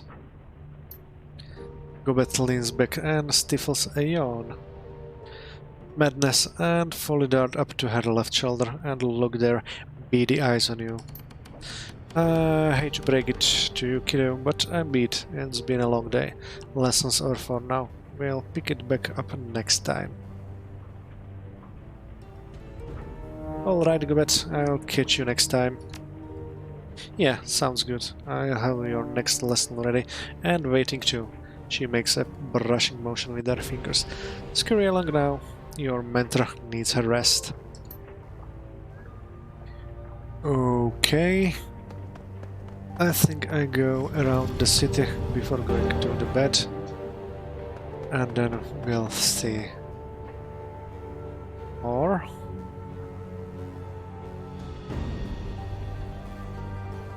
I might have a dream. Let's go talk to everyone with the exception of the... Oh no, let's get sleep.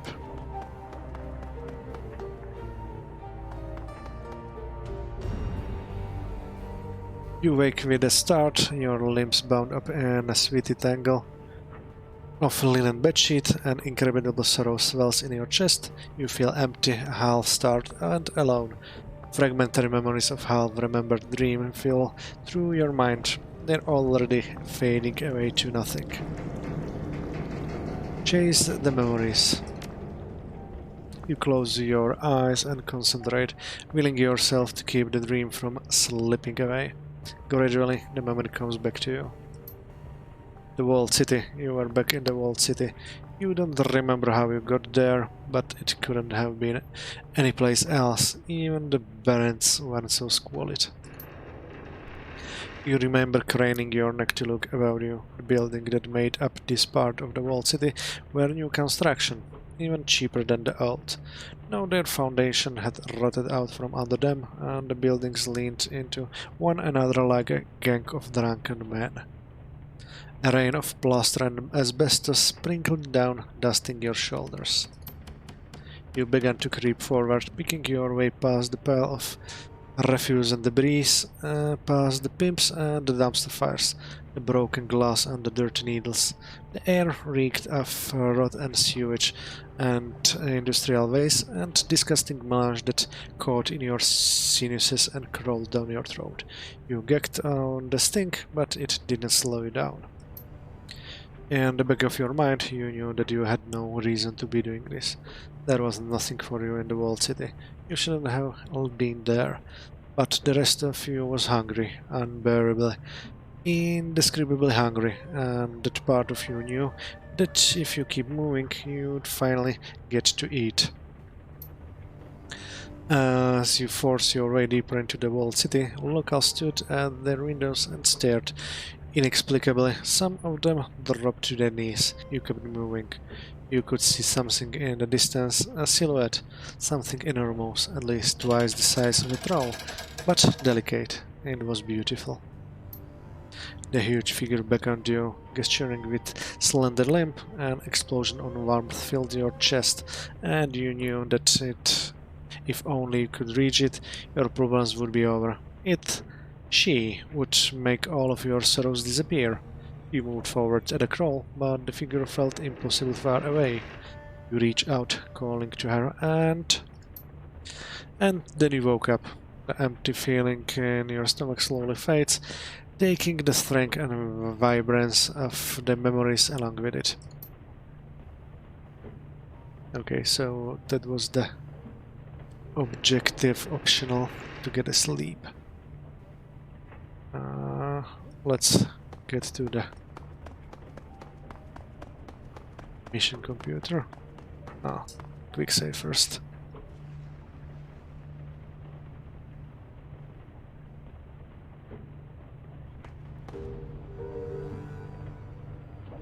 A blinking message in the upper right corner notifies you that you have 1 unread messages. Check your inbox for new messages. You have 1 unread messages with job offer from Isabel. A recording of Isabel pops onto the screen. She stares into the camera, her eyes full of intensity. Isabel, if you're watching this, you decided to listen to my job offer. That's a good thing. I wasn't convinced that you would. Our target is a local decker, a former 1.1 in the Matrix. His handle is Rhombus. He was the software that we need. Unfortunately, he's unassailable from the Matrix, and nobody knows where he lives in mid-space. But I know where he's going to be. There's an event coming up that Rhombus can't afford to miss. He might already be on his way there. As you're reading this message, deckers from all over Asia, Whitehead and Blackhead alike, are converging on the Harbor Spires Hotel. This year, Harbor Spires is hosting DeckCon, Hong Kong's largest annual decking convention. Rhombus is going to be there, and that gives us an opportunity. We're going to hit the convention from him in mid-space and get the software away from him, and we're going to do it quietly. Enclosed you will find a copy of the plan that I worked out for the run, presented in bullet point format. Everything should be fairly straightforward. Isabel's image winks off of the screen, replaced by a blinking cursor.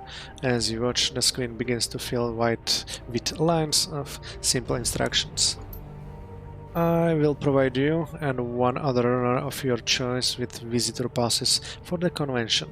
I will proceed ahead of you using my own guest badge. I will hide in a woman's lavatory on the 1st floor.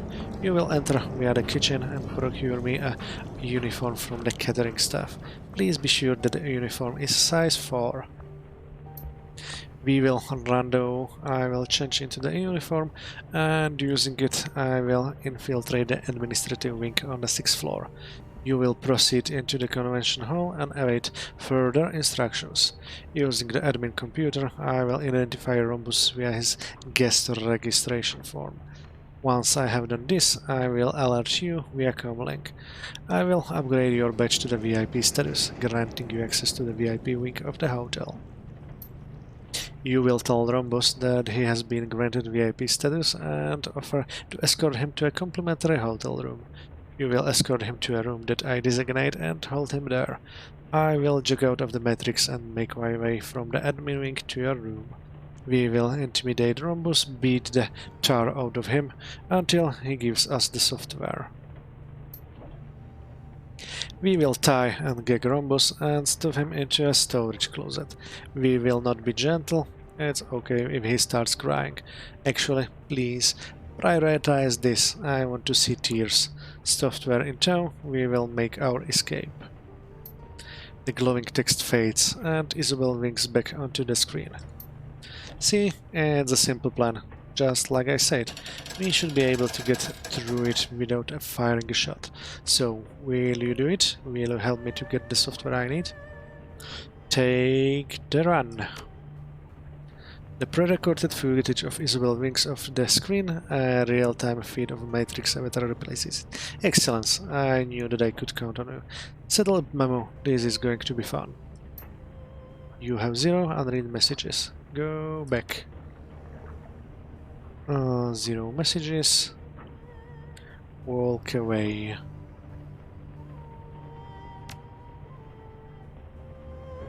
Head to DECCON 2056 for Isabel's job. So, one more quest.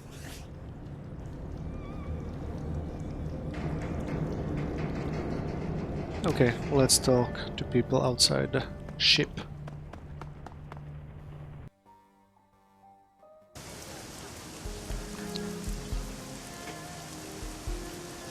It's already renamed Kraken. The original name has been sloppily painted over with the black paint. Freshly painted characters have been recently done in bold brushstroke and read Kraken. Aish.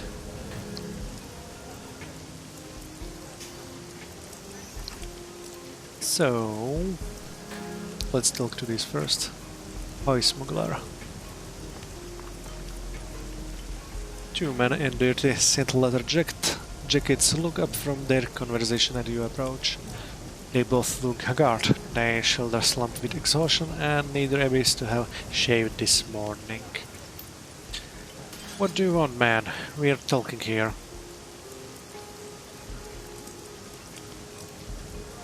I'm new in town. Figured it would pay to make all the connections I can. A grim chuckle rumbles out of him. You choose the wrong day, stranger.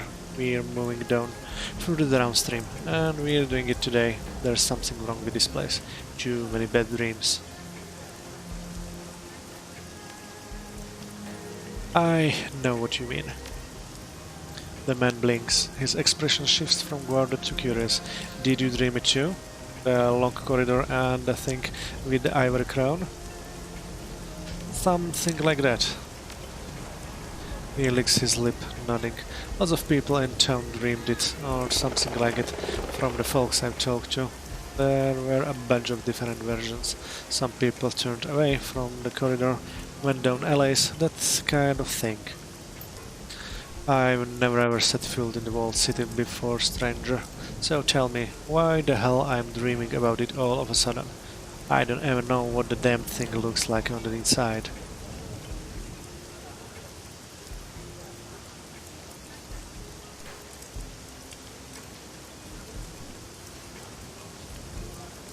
I think that there's something strange going on, something magical, and the walled city is where it's coming from.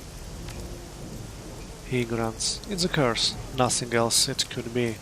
Everybody knows that place is haunted, living hell full of evil spirits and poisoned key. If you're not careful, you'll end up trapped inside with the rest of the human garbage. His companion cuts in. You catch a healthy whiff of alcohol in his breath. That isn't gonna happen to us, no way. Only the lowest of the low wind up and the walled city. So, like he said, we're going for the downstream. Soon as our things are packed, we're out of here. Damn right, this place is a dump anyway. Let's try our luck in Macau. To hell with this place. Best of luck then. We could say the same too. You're staying here in Heoi after all. Of the three of us, you're the one who's most likely to need it.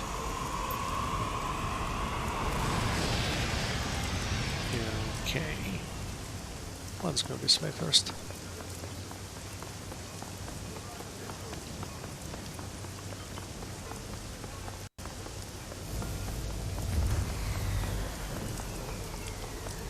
Let's go into parlor.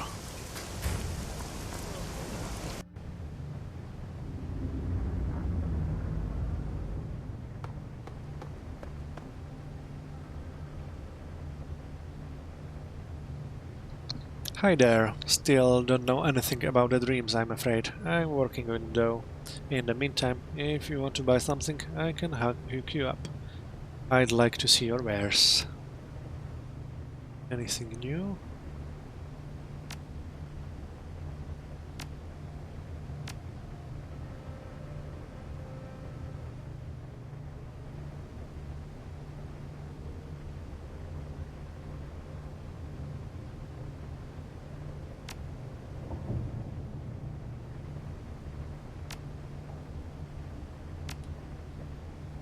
Anything else? I was just browsing. Thanks, Crafty.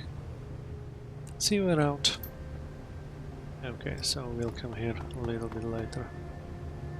Again.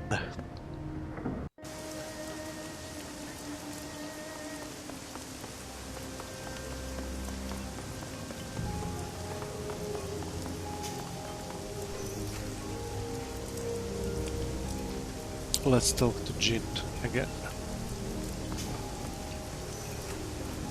Why, if isn't the young one from before? Jin glances up at you, then returns to the game. Ah, can't you see we're busy? Shio shakes his head at his friend. You never mind him. Is there something else you need? Thanks. Good luck with your game. Appreciate it, young man. We'll be seeing you. Okay, we talked a lot last time we were here with them. So maybe some new conversation later. Oh, let's check this one. That's new. The side of Matthew's trailer looks freshly scrubbed and reeks of kerosene. Broad swathes of flaking paint have been removed, revealing the brittle plastic siding discolored by years of acid rain. You can still see the faded black traces of erased graffiti. It reads Job Stealer. Something thumps inside the trailer. You could easily peer in one of the windows. Look into the window. Inside are dingy, cramped living quarters, cluttered with broken drones and unwashed dishes. What looks like a rumpled multicolored check carpet is heaping over about half the tiny space, obscuring most of the furniture. After a moment, the check carpet moves and rises above the foot and surges slightly towards the window. Then it stops, pulsing and fidgeting. It's hard to see it clearly through the built-up grim of the window. Wipe the window. The carpet is actually plush-covered with drones, teddy bears, raccoons, little dolls. There must be 2 dozens inside the caravan, all combination models. They're all looking at you, as if they realized that you met you. They watch, fidgeting, and in one coordinated motion, they all lie down and go dormant again. Ow. Interesting.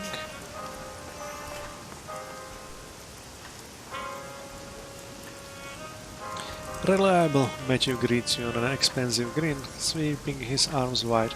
Amu, beautiful. To what do I owe this unexpected pleasure? Why, you're here for some robotics, are you? Well, shucks. He rolls his shoulders ostentatiously and sticks his cigarette casually between his teeth. His eyes have strained, bloodshot look.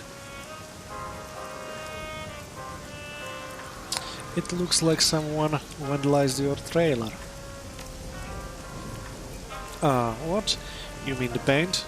That's just some neighborhood kids, good kids, having a lark. I nearly fell over laughing when I saw it this morning.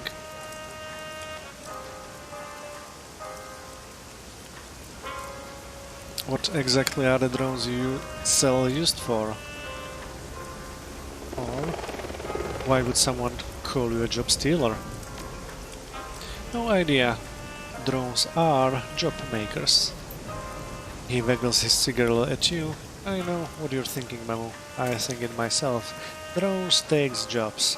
Well, medicine takes jobs from undertakers, and sewer drones take jobs from the people who used to crawl through filth to feed their families. He holds his hand somberly over his heart, and his voice deepens. When you see a drone messenger or mate, it's easy to think that used to be a person. Could be, could be. But that person can do another job now, and they can have a drone themselves. Everyone is better off. Why? Matthew's voice rises. His smile wrinkles painfully around the edges as he carries on enthusiastically. The same people who call drone dealers job stealers often themselves come to me for. Matthew suddenly shut up. His smile gets even more waxy. Hey, let's not get all wound up about this stuff. It's too cheery a day for running off in your heads. What exactly are the drones you sell used for? Just about everything. They are helpers to metahuman in all sorts of useful ways. Drones cook, clean, carry messages, lift heavy loads, tend to delicate tasks. Why drones can even care for the infirm and provide companionship to children. Matthew taps his temple with his finger meaningfully. Think about it. Beautiful. All the boring, dangerous, painful jobs that people used to do, the jobs that drones do now. He glances around at Heoi and up at the walled city looming above. Despite his bright eyes and gleaming smile, his voice sounds almost thoughtful. Because of mechanization, we don't force workers to breathe as many chemicals in the refineries. We don't make teenage girls pick silk cocoons out of boiling water. Not anymore. Drones help us. He shakes off his passing air of seriousness, clamps his cigarette in his teeth, thrusts his hands in his pockets. They're really something else, ain't they? How do people here feel about the drones? How do people here feel about drones? Why, they love them. Just about every household can afford drones has drones. You sure you don't want to try out this little UC2 tarantula? It's a great entry-level personal assistant. Lealeb Matthew smiles widely, but the edges of his mouth twitch uncomfortably. Drones free people from the fake skilled jobs. Drones free people to take skilled jobs. They make economy more efficient, and drones give poor people services they couldn't even afford otherwise. Wow, Memo, just smell that brisk spring air. He inhales deeply through his nose, drawing in the fetid reek of the polluted river and the sudden heat of monsoon season. This topic is fascinating, really fascinating, but I'm good to get back to work. Shall we walk the lot? I noticed you have a lot of drones in your trailer. Reliable Matthew smiles serenely at you. Drones in the trailer? Oh, I think I have a couple in there. Probably ones I'm fixing.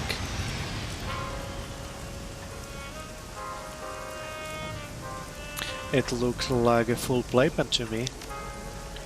Matthew shrugs uncomfortably. Funny thing about drones, when you see a few, they always look like so many more. Weirder things, strange little fellas. Let's not talk about maintenance, it's boring, I bet. There's something unique today. Let's look at drones. So, nothing for me here.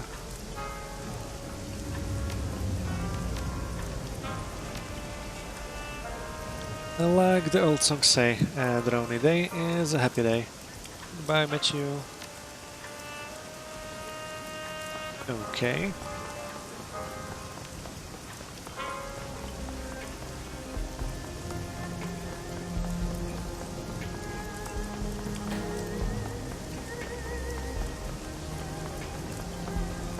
Nothing here. Let's talk to the bouncer. Handsome Lee. It's muggy out, even for Heoi in monsoon season. You pause to mop your brow. Suddenly, you feel eyes upon you. As you glance up, you meet the tranquil, searching gaze of a man half hidden in the shadows. He's wearing a crisp white tailored shirt sleeves neatly rolled with a dark grey silk tie and smart black trousers. If he's sweating, you don't see it. The man tilts his hat ever so slightly in greeting. A newcomer, welcome. He flashes you a brilliant smile, eyes glinting with amusement. You can just barely detect a faint trace of an accent in his voice. Handsomely is the name, purveyor of enhanced sensory experiences. I can see that you've got some tales to tell.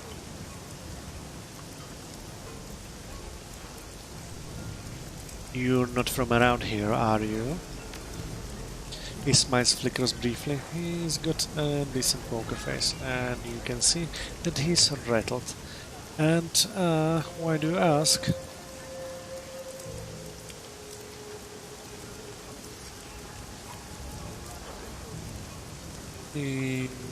You still got an accent, Lee. It's barely there, but I can hear it. Ah, he fidgets uncomfortably. You're right, I'm not from Heoi. Recent transplant or just passing through?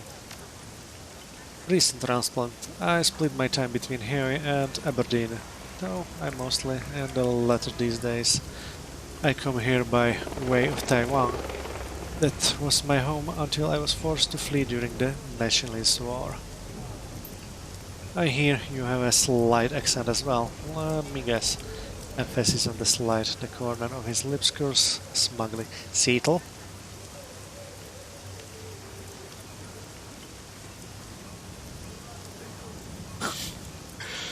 Incline your head.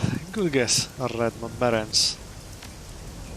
Handsome Lee suddenly fixes you with his gaze, sizing you up. His face is impossible. Nasty place.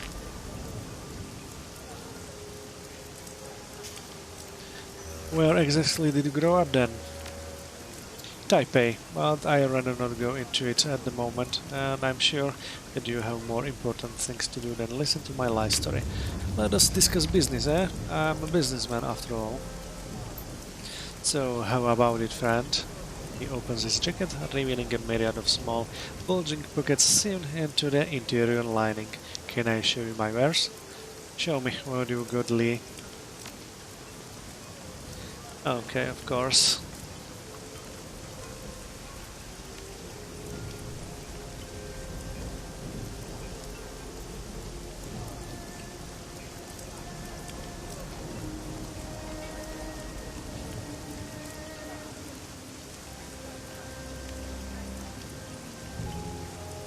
Let's think about it a little bit later.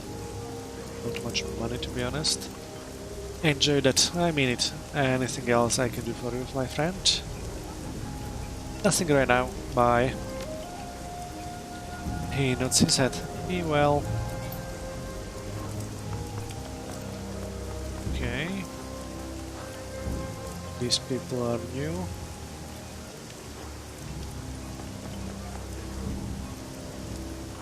Three people, possible locals, are busily hunched over, avidly discussing something beneath their breath.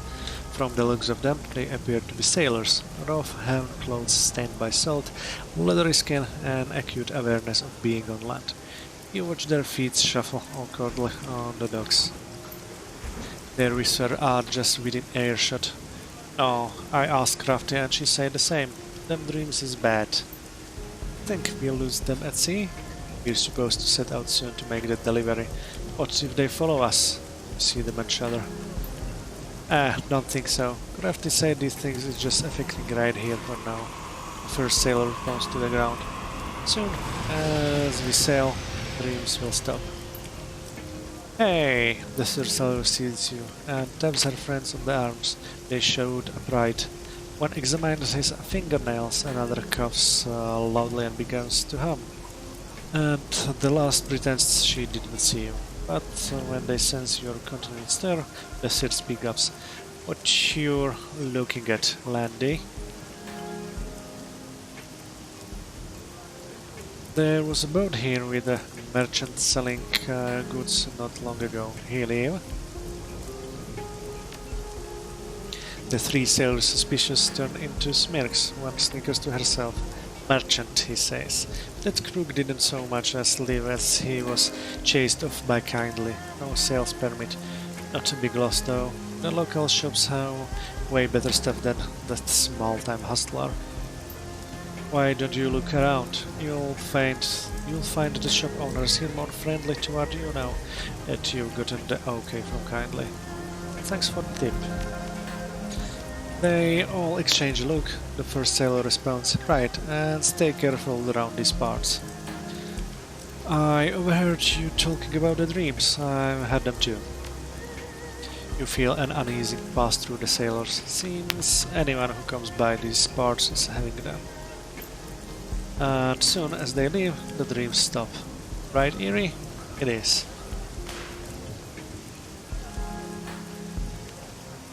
Any leads on why they're happening? We don't know much ourselves. We've only just returned from our last delivery, but the dreams ambushed us fast enough. Hey, what about that Crafty? The sailor turns out to you. She runs the 5 phases. Smart girl. Might know a thing or two about this blight. You ask her, and she may have something more to say. Didn't mean to interrupt. See you around. The brooding tide of whispers resumes as you backturns to the sailors. Well, we already talked to the lady.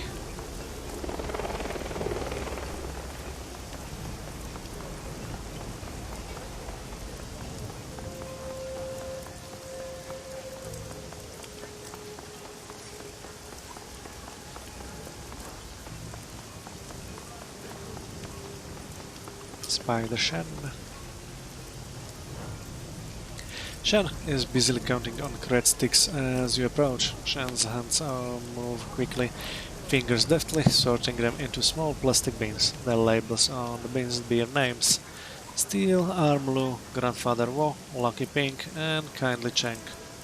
Shen's eyes flicker up at you for a fraction of a second before returning to the task. One moment, I'll be done shortly. Few last flicks of the wrist see the final carrot sticks sorted into their respective bin, with the lion's share going to Kindly and Steel Armlu. There. Now, what can I do for you? You pay a lot of dues to the Yellow Lotus. Shen shrugs, obviously indifferent to the amounts the shop's being taxed. I do, but that's how the system works. I pay kindly for rent. Still, Armlu gets money because he's my superior. Lucky Pink receives a finder's fee for goods she sends my way, and Grandfather Wu took me in. He gets paid because he's family, and I owe him for getting me off the streets. You join the organization, you have to pay the dues, as the same as anywhere else, and it beats the hell out of being homeless in Kowloon. Stuffing the boxes away below the counter, Shen produces a box of assorted needles and inks and begins cataloging them on a battered PDA. Oh, seems a bit like a scam to me. That's not how things works out here. Grandfather Wo saved my life by taking me in. As a homeless kid in Aberdeen, I'd be lucky to make it to 20. Gangs or the police would have ended me long before I could leave my mark. Because of him, I have skills and friends who will pay to make use of them. She leans back against a stack of cages, causing the snakes within to hiss and snap at the glass. I'm just a blue lantern, a foot soldier. I answer to White Mink. almost died with on Wudang Mountain. He's the 49er. He the made man who runs our crew.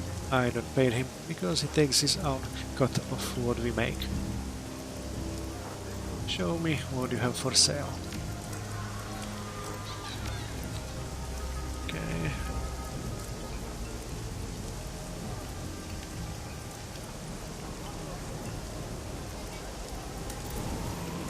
Maybe later.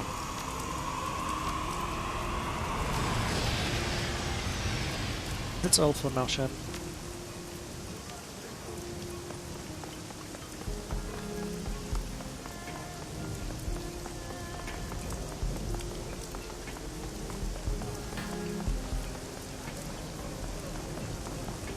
Okay, and it's time to talk to Maximum Law again.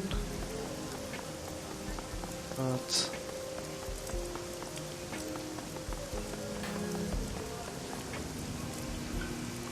Maximum Law surveys the docks from beneath his meticulous patched tarpaulin, goggled and belted with electronics, his arms folded. His expression stamped a sweat-drenched little king. His boat rocks gently. As you approach, he looks sharply your way and breaks into an awkward smile. Hey, Mamu, I was hoping you'd come out around. You got a minute? What's up? Kindly had Wampa burn your sin. What is you're doing work for her, not normal yellow lotus stuff. Law shifts from foot to foot. He fidgets with the hardware on his belt, Shadowrunning.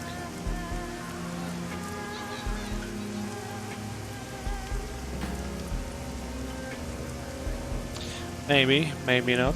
What about it? I get it. Well, I didn't hear anything about it. Law smiles tightly, like a conspirator. Listen, if you've got an info about arms, I can make it worth something. We Wampuans call that kind of thing metadata. Wampua likes to get the word on the streets from the active operators.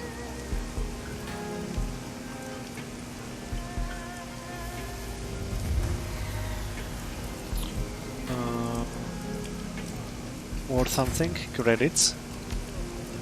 Yeah, I can hook you up with something. Maybe credits, maybe some sweet programs, but really, you'll gain face with Wampua. That counts for a lot more than money. Law looks out through the rain, across the rocking boats. He wipes his foggy goggle lenses with a rag from his pocket. His stomach gurgles loudly. Augmented reality goggles aside, this gig gets really boring sometimes. You ever want to talk shop and I'm here.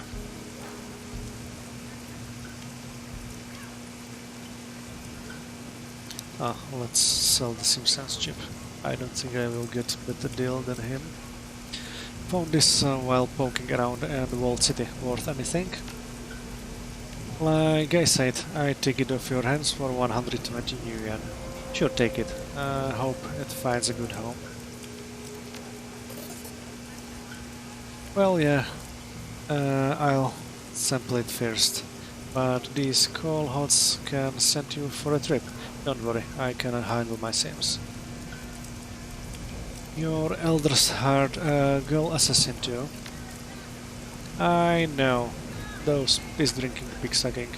Law erupts into a torrent of livid, awkward profanity, some of sort of pidgin of Cantonese and text-speak.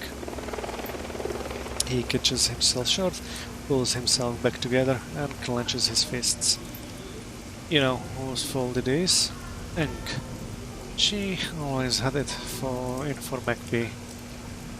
Because MacP was a genius.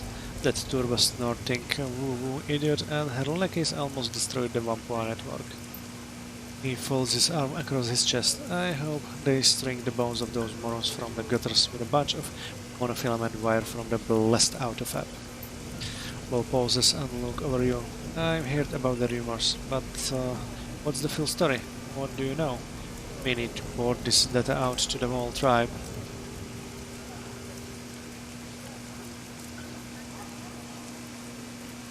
Before I go on, you seem to fond of MacP.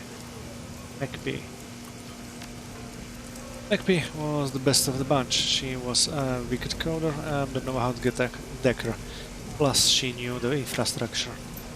Those of us in McPee's bus maintain the shadow nets. That's what keeps Wampua independent. Now we've lost McPee and half of other elders. All that skill base is gone.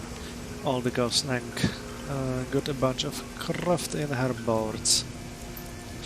It was her fault, I'm telling you. Tell Maximum Law the whole story. He listens in prolonged silence as you laid it all out. When you're done, he shakes himself as if awaking from a bad dream. Whoa! Law seems stunned. For real?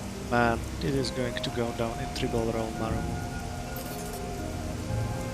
Receive 450 yuan. Here, this is a great stick I keep on hand for when people have special information. Take it, you earned it. I kinda want to think now and share files. I'm here for the tech. Show me what you've got.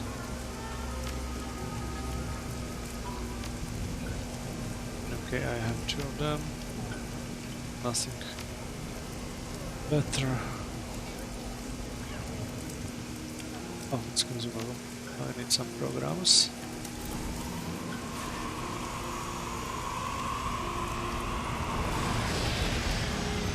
Let's get this, this.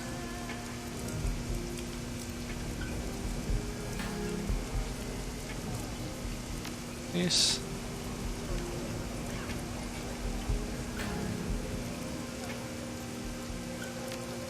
This and this.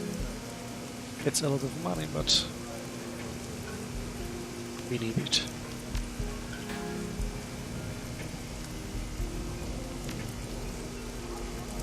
Boom.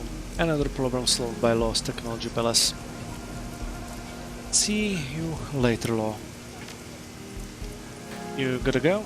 Okay. Watch your back and shoot straight and all. Law grins at you, and dexterous flashes and hand sign that Shadowrunners give each other in holiday shows.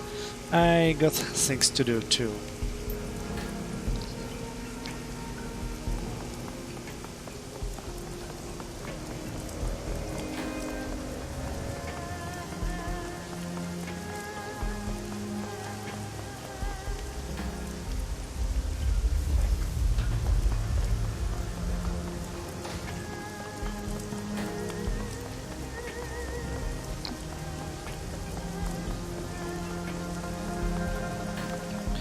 Well, nothing here, so let's go to the dock again.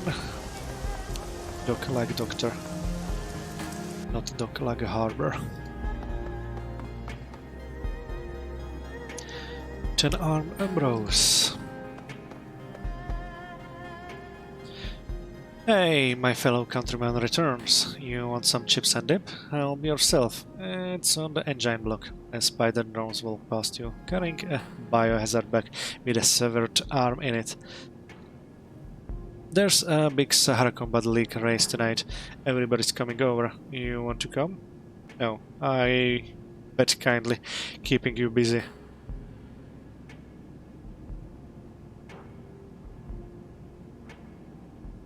You're from UCAS Midwest. How do you land in Hong Kong? Ambrose bites one of his nails and regards you with a hint of suspicion. Well, that's a long story and kinda personal. It involved some jobs, a girl, a real good reason to leave Chicago, a whole shit ton of guns and money. Guns and money were involved? Sounds like a good story. Shadowrunning?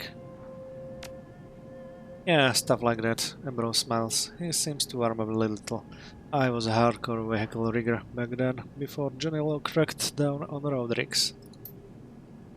Man, those were the cowboy days. Freaky as hell, but great to remember. Ambrose gets a wistful look on his face.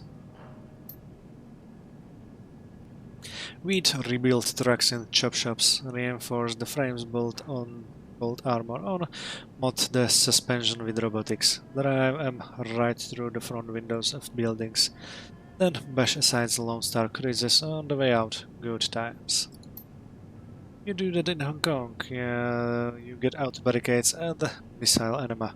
Crying shame. Anyway, I needed to get out of Cheat Town, spread my wings. Any nearby spider around fidgets, you know how that goes. Chicago, are you following the news of the quarantine? Ambrose face darkness. Yeah, I am. It's a terrible thing that's just happened there. My old hood is inside the containment zone. A lot of good peeps locked behind that wall.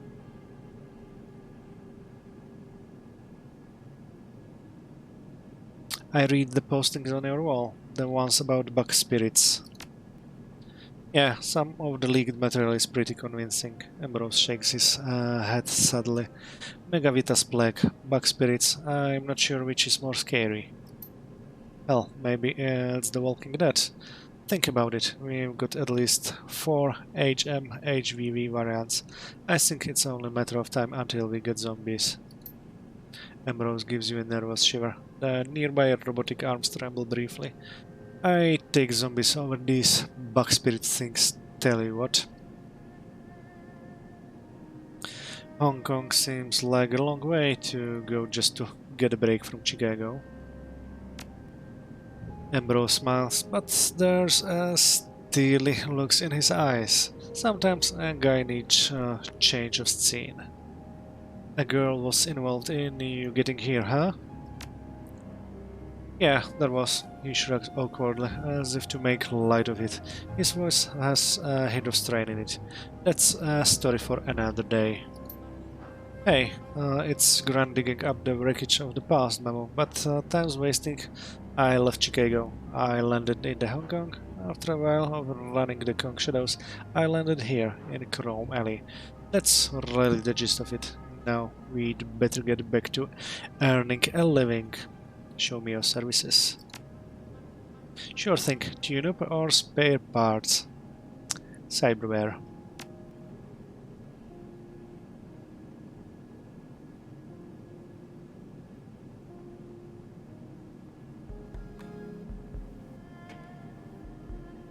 I already have that.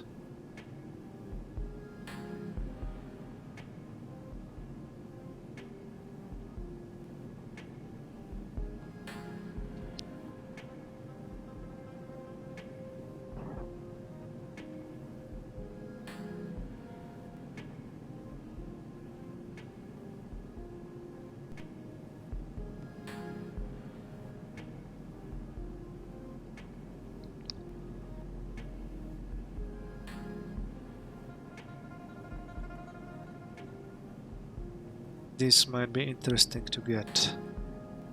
It's really expensive though.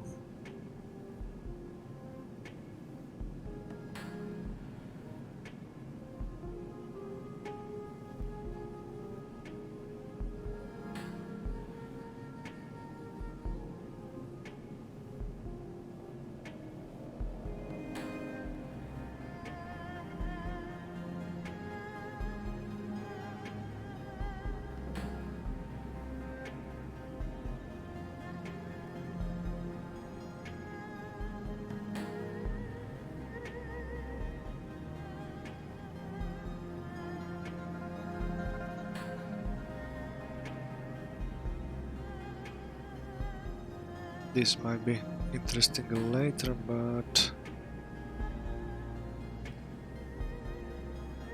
I think I pick up the data jack.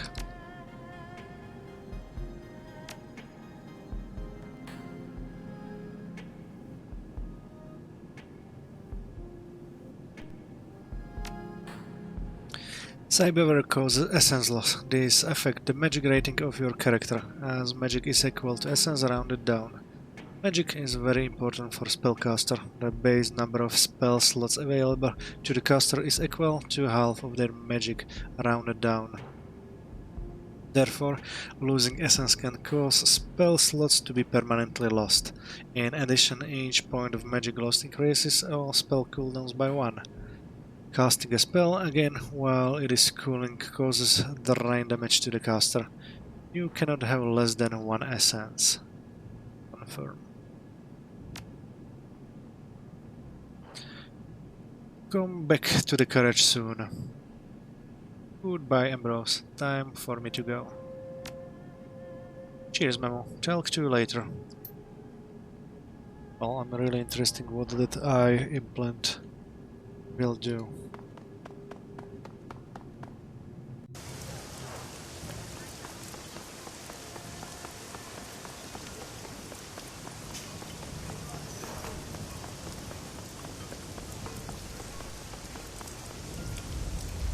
Steven Dynamite.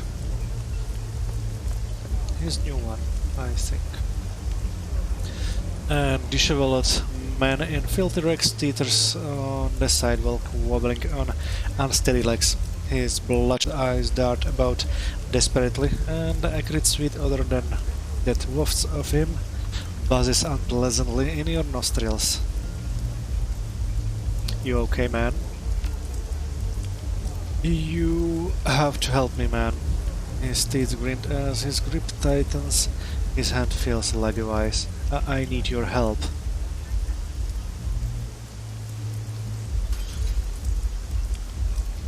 Say the magic word first. The man yanks you closer. Your eyes are watering from his pungent proximity. Still, you notice that his tattered clothing bears designer logos. Please, please, take handsomely a message from me. Yeah, I've met him, but who the hell are you? I'm Steven. Steven Dynamite. He nods eagerly, desperation in his eyes. A sluggish tongue wipes itself over the correct skin of his lips. Look, you've got to help me. I've been poisoned. That crap that Lee sold me put bad things in my head. Whenever I close my eyes, I see dark, narrow tunnels, so many. Hands grabbing, razor-sharp teeth growing, and the children.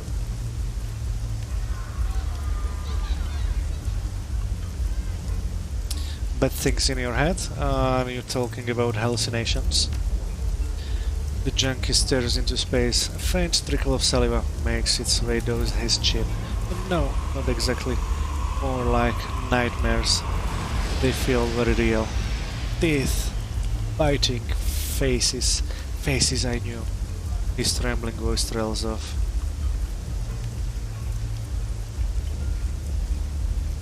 You know, the whole nightmare thing has been going around. It isn't just you. No, this isn't that. I'm telling you. I was poisoned. I know it. You'll help me, won't you? Alright, I'll do what I can. Then tell me what he's done to me, that I need relief. Tell him that I want. His sentence trails off.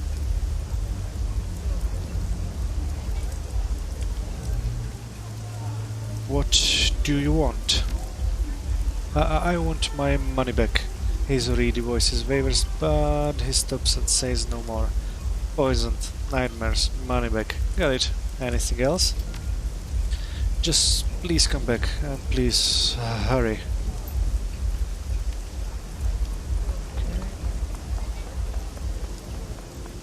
Okay. Let's see what he has to say about that junkie.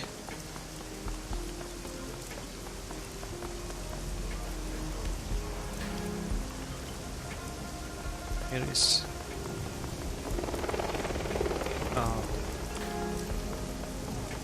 Should I forget where he is?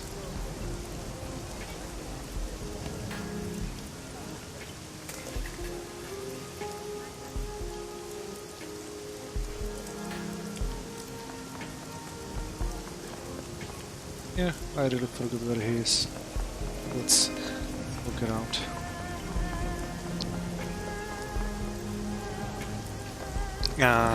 He should be here, yeah. My bad.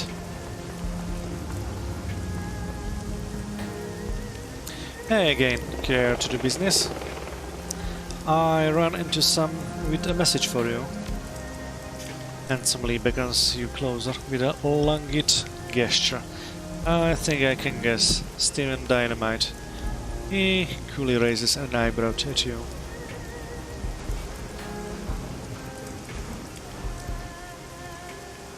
Yeah, actually, that's right, and you're his dealer. He places his hand on his heart in mock indignation. I am the inventor of much acclaimed experimental pharmaceuticals. But why split hairs? Well, your little guinea pig is suffering, claims what drug you sold him is giving him horrible visions. He pauses thoughtfully. Interesting. And what does he want from me?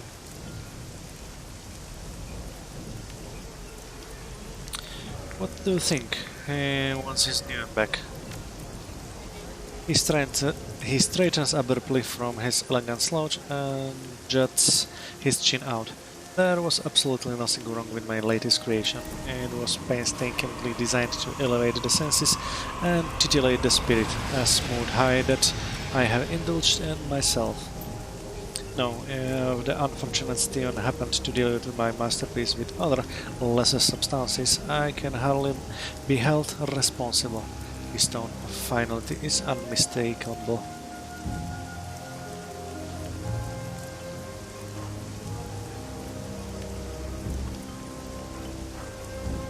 You can use all the florid language you want. I am not living here empty-handed. He stares at you for a long moment, then reaches into his breast pocket. With a deft motion, he pulls out a small packet and presents it to you. There is no money. Not anymore. I have expenses, just as I am sure that you do. But here, give this to Stephen with my regards.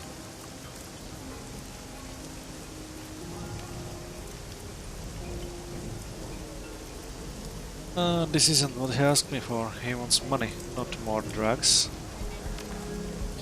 Look, even if I had UN to return to him, what do you think he'd do with it? He'd be back here in 15 minutes, handing it back to me for another hit. What I'm offering won't cure Steven or stop him from having bad dreams, but it will bring him a modicum of relief. And if I'm mistaken, that's what our stuttering friend is itching for right about now, correct? Relief is the exact word that he used. The dealer knocks sagely. I told you that I know Steven well enough to guess when he'll be desperate for another hit.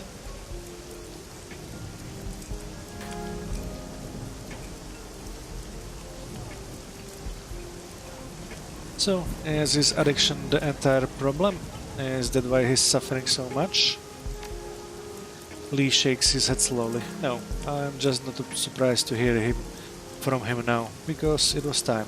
But I can explain these unusual dreams he's having. Anyway, he holds the packet out towards you and gives it a shake. Take this, give it to him. It should help him, at least in the short term. Take the drugs for Steven Dynamite. Alright, Lee, I'll take them to him. Very good. Please let me know how it goes when you're done. A tranquilizing narcotic incoming damage is reduced by 4 for 5 rounds of combat. Strength is reduced by 1. Take, please.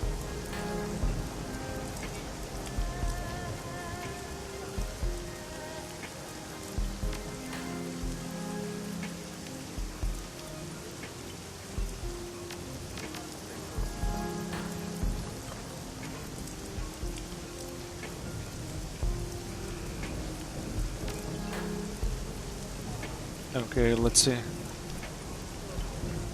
Maybe I will have to go into the stash to pick it up for...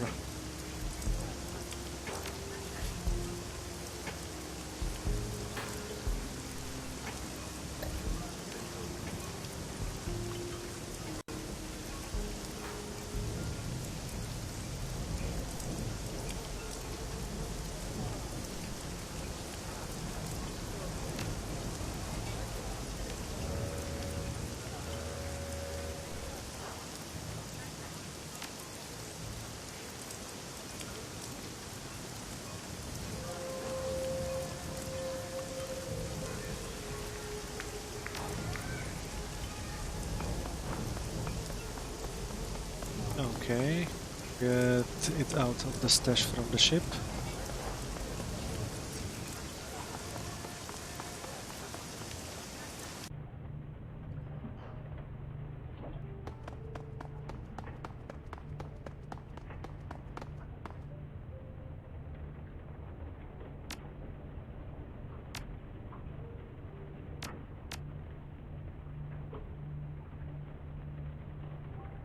Okay.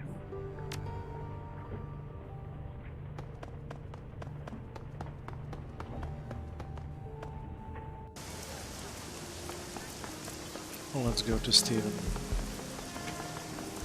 Or Stefan. Stefan.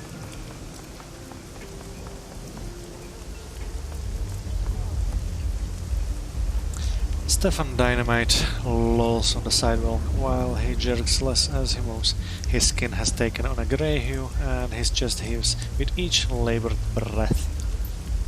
His sunken eyes swivel toward you. He wets his parched lips and addresses you. Hello, I'm relieved to see you. Doubt you might not return. Can't trust anyone. This is a bad place.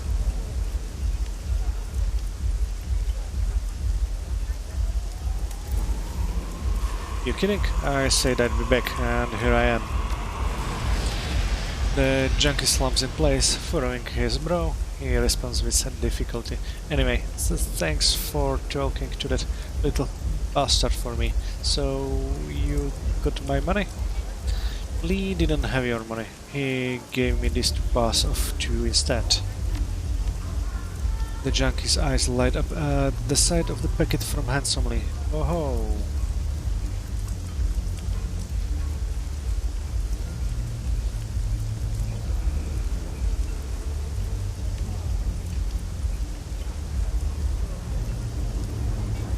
Maybe kicking the habit would be a better idea. It's practically ruined you, man. The man chuckles softly. It's purely circumstantial that I pick drops as my escape. I just seek out another dependency, so I might as well take Lee's free head packet, please.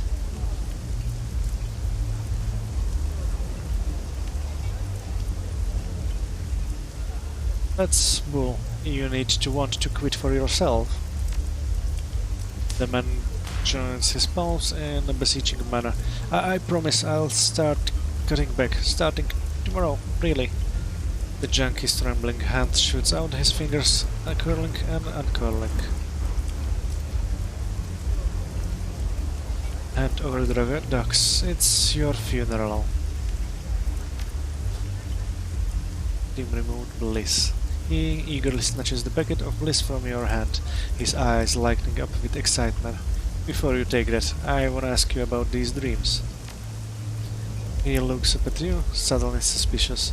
You want to ask about my dreams? Why?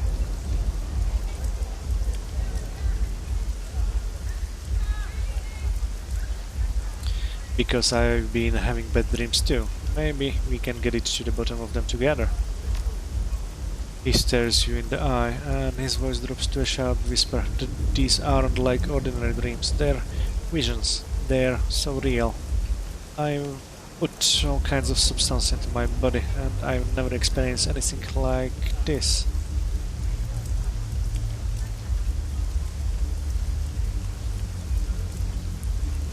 All kinds of substances, huh? Why so many drugs, Lee? The junkie gives you a weary smile. Because I need them. I used to get my kicks from explosive. I loved blowing up stuff. Seeing glass splintering, solid walls disintegrating, flames licking the sky. Not anymore. Now I stick to needles and pills. Were you a Shadowrunner? No, not so much. I was a bomb maker. I designed a custom ordnance. It was a dream job, plus it was very lucrative. He rubs his thumb and foreign finger together, then snaps. Megacorps couldn't get enough of the devices I invented. I was too high on my own ego to wonder what they were up to. What were the Megacorps doing then? They were fueling wars. They often managed to sell both sides in conflicts all over the world. Casualties be damned. That's nothing new. War profiteering is as old as war itself. The junkie's face assumes an ashen hue. and the corners of his mouth pull downward. Yes, war. I thought my bombs were used in wars against militias, mercenaries and armies, and I didn't think of them as people. But the weapons I developed got used against civilian targets. The man starts digging his rough fingernails into his palms so hard that the unique crystals of blood stains his palms. I'm from Gyushu. Sichuan has taken over much of the province, but pockets of resistance remain. These are big political struggles, actions removed from the lives of ordinary people. Yet the village where I grew up in Gyushu was annihilated. These people were tobacco farmers, winemakers, peasants, not military. Tears leak from the man's eyes, tracing narrow lines down his filthy cheeks. I recognized the distinctive patterns, the traces that were left behind. These were my bombs, used to shatter the landscape of my childhood.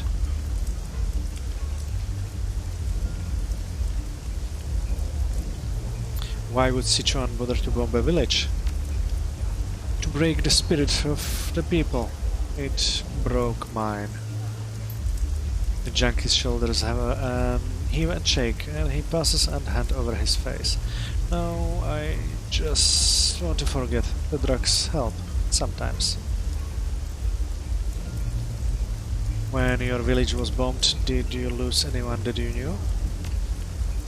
He meets your gaze with red-rimmed eyes. He throws his arms wide.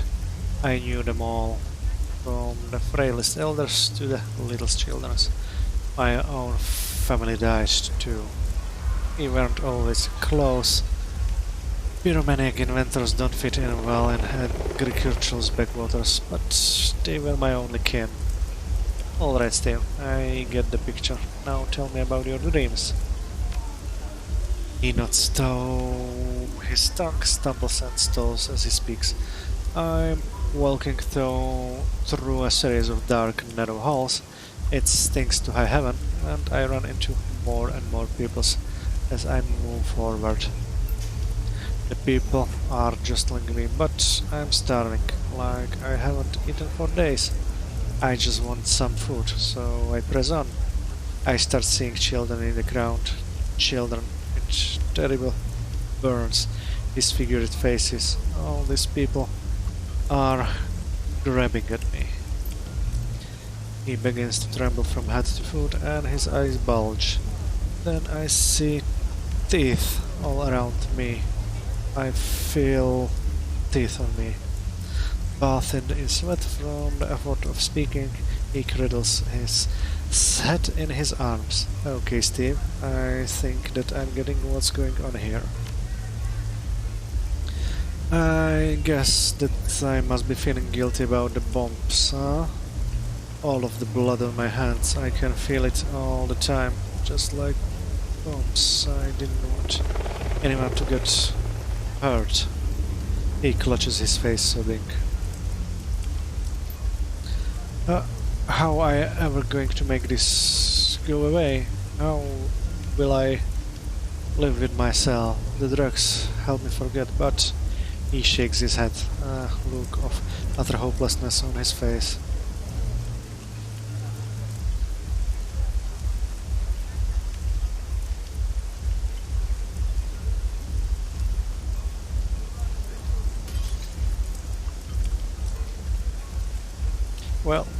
Well, you could start by helping some kids, or stealing your bomb schematics back. Helping kids? Stealing my... The junkie swiss mutely in place, gnawing on his chipped lower lip. I wouldn't know where to begin. Need time to think. Children are the future, man. Find a charitable organization and put in some hours, for starters. The man lowers himself into a squat and hugs his knees, his gaze somewhat absent and his cheeks glazed with tears. There are a couple of shelters where I used to crash when I was less down and out than I am now. There were lots of families I could help out. The man pauses, licking his lips, his mouth feeling for the right words. But in the end, I probably need to go home to Guizhou when I can bring myself to. I'll tell you what, I'll think about it. He nods eagerly. I'll think really hard.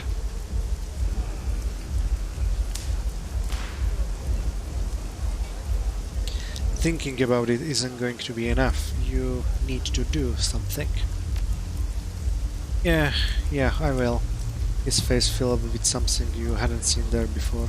Determination. I will, I promise. Okay. Thank you for your help. I'll think about what you said. Okay, well, let's talk to the Lee.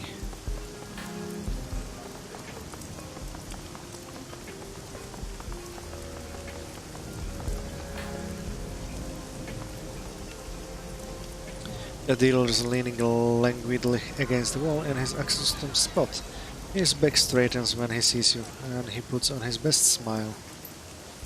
I wondered if I'd see you again. Is our friend Steven's hunger assuaged?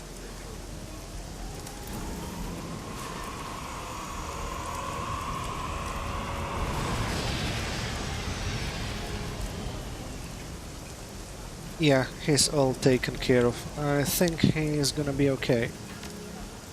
Good, that's good to hear. I admit I was a little worried about Steven. I'm here to sell experiences, not contribute to a man's early death. Now, let's get back to business, shall we? What can I handsomely do for you today? I'd actually like to talk about you. You say that you came from Taiwan. I want to hear more about that. He pauses for a moment, mulling it over. Finally, he acquiesces with a nod. If you like, we work together in a sense. If Steven hadn't sent you, he'd haven't sent someone else, and things might not have gone as smoothly. I suppose that I owe you for that.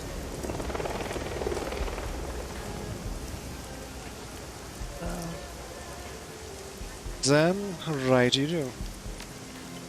Indeed, so, where to begin? Handsomely's features soften almost imperceptibly. I grew up in Taipei ghetto, not unlike the Redmond Barons, working my fingers to the bone to get an education.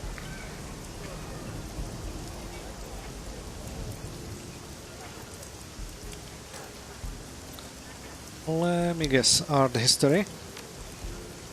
A corner of your most witches upward. Ah, no, not as such. I was studying chemistry. I was promised a job by a megacorp. I thought I'd found a way out, but that all vanished overnight with the war. So, you lost your gig to the war, huh? That's rough. I went to the manager who wanted to hire me, and I begged her to use the megacorp's resources to get us out, me and my family. I had a fiancée, you see, and a widowed sister with 2 young sons. I was supposed to be our window out of the ghetto and into a better life. But then, when I made my request, the woman laughed in my face. With the war raging around us, she no longer had a use for me. It wasn't her job to save women and children. She made it abundantly clear. That's cold. Where are your fiancé and your family now? Shadow crosses Handsomely's elegant features. We were separated in the chaos. I scored every rendezvous point that we'd ever discussed. I left messages. Nothing.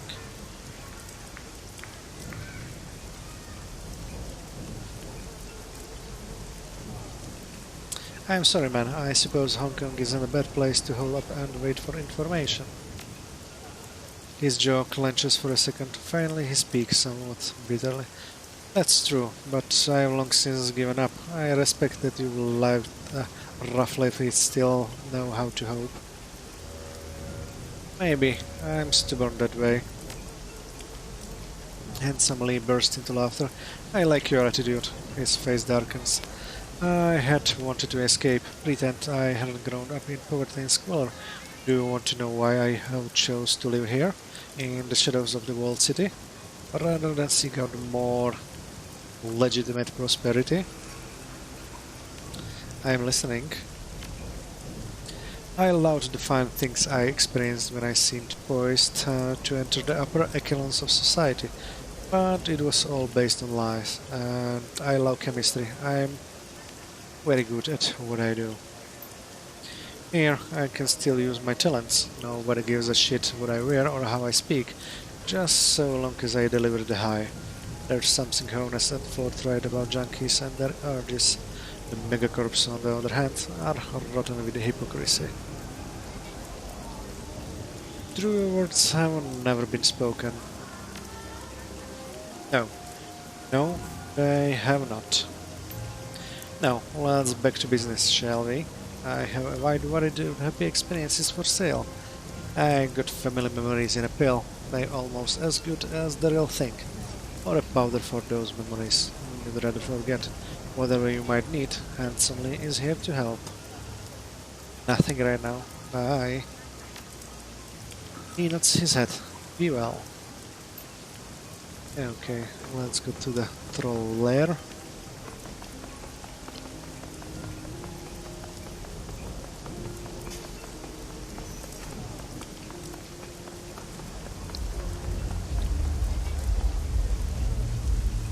The young troll bouncer manning the doors in the midst of patting down a prospective patron with enough force to dislocate a shoulder or hip, while other shady-looking patrons walk idly past him into the club. He waves the shaken man inside, propelling him forward with a final pat on the back. People don't realize that you gotta check for internal weapons as well as external ones.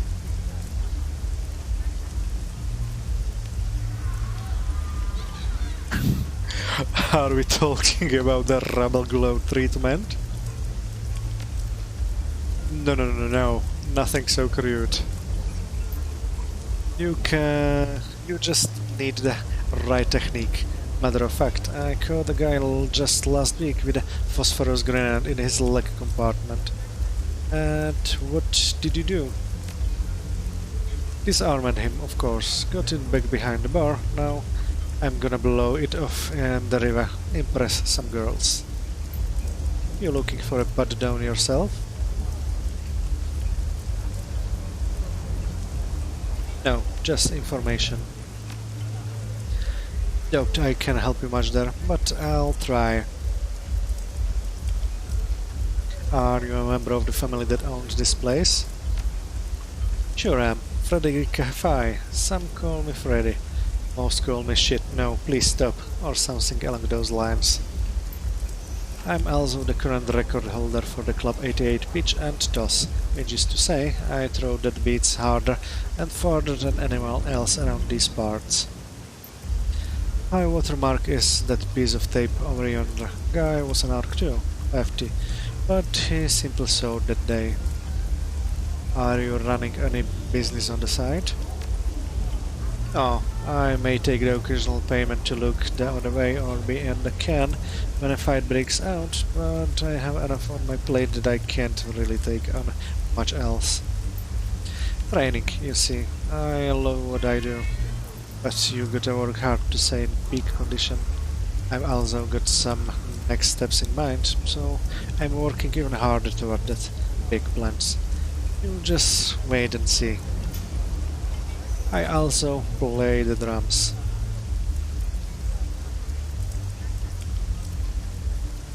Why are you searching some people and letting others in?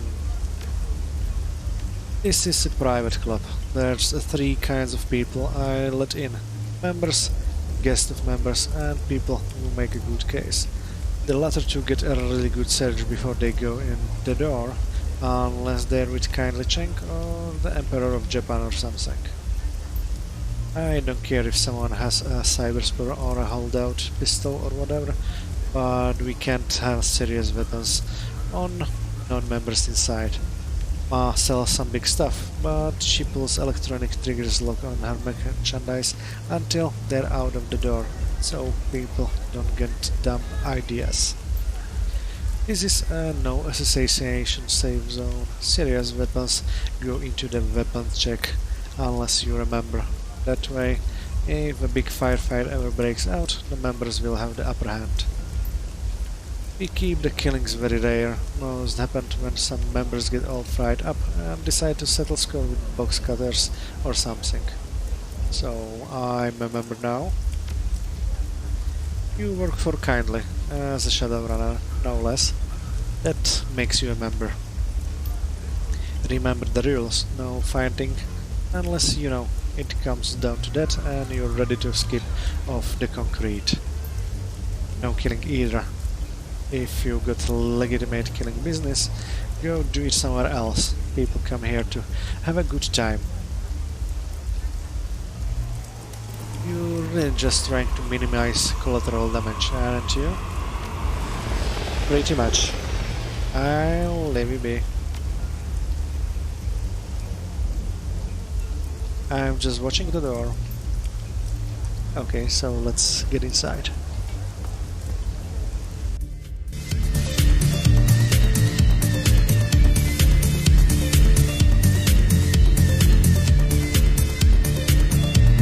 X-Flow, I think this is the new one, so let's talk to Heather first.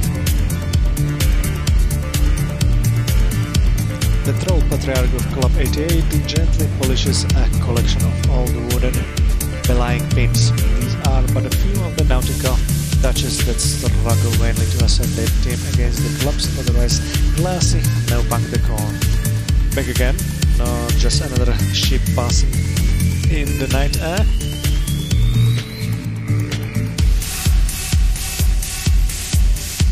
I'm just a landlubber, reckon you're not?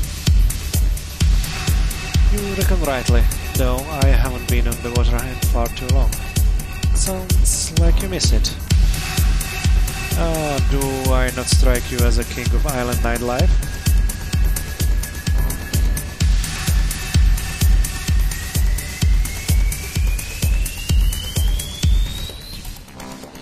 At best you are a duke, but I have yet to see you dance. And you won't. So how can I help you? What was it like on the high seas? Better when I was younger. Things were simple then, and not terribly profitable. Got my start on fishing travelers, and just barely scraping by. Good folk though. Over the years I made a name for myself, as one does. Got more regular work on better crews, eventually earned a spot on tugboat. Spent the bulk of my years crewing while sharing stacks for Wuxing. The big ships, the tankers, the bulkers, the container ships, the seabed miners, are all run by technical crews and computers now. On the smaller merchant boats, there's still a little seafaring left, but not much. But on the decks, the supply boats, the savage craft, that's where there's still a place for old-time sailors, and it matters if you can wrap a cable on the winch in a 30-foot seas, jury rig, a diesel engine, and keep a boat, of course, with just a wheel and the binnacle after the bridge windows all blow out. It was a hard life, but good. Why the change of location? Why does a man give up drinking, or sell his strike, or throw out his porn collection? For a moment, of course, and I had me one hell of a moment. Still do. This place was her dream, business, and home. For us together, hard to deny the both and that, no matter how much I miss what I once had. No sir, no regrets at all. I'll be. Let's talk to Callum. The eldest son of the Kai family appears to be the far less inebriated than before, though there is a still drink clutched in his massive hand. He is parting ways with an uncharacteristically awkward elf who bombs something as she goes. Evening, Callum Fakai, at your service. You forgot me already? Maybe I have. I suppose one of us didn't make much of an impression.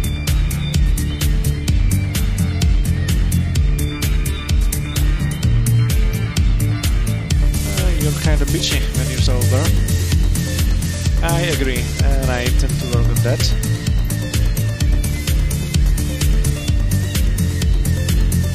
Looking to score.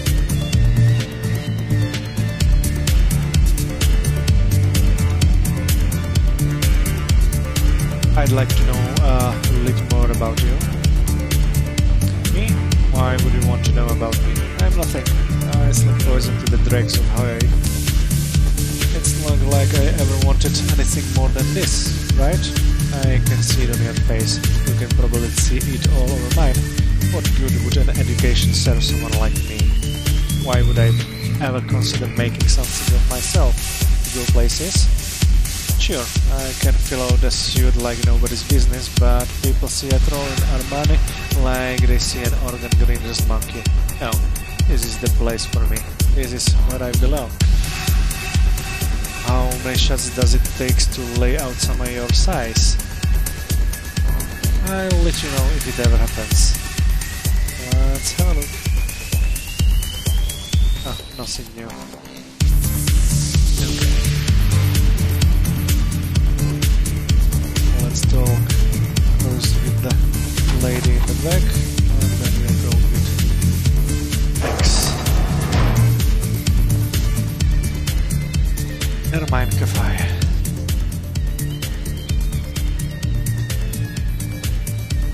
It doesn't take a Shadowrunner's eye to tell who runs the Club 88. Even the roughest of patrons showed deference to the troll woman in back. It also helps that she owns a very reputable arsenal of higher rate firearms. Back again, I see. Didn't catch your name before. Didn't catch yours either. I'm Mamu. Ermine Cafe, pleased to meet you. We get a lot of passers through. After their business with the dogman on the Yellow Lotus, they get escorted here to relax and shop. Then they leave.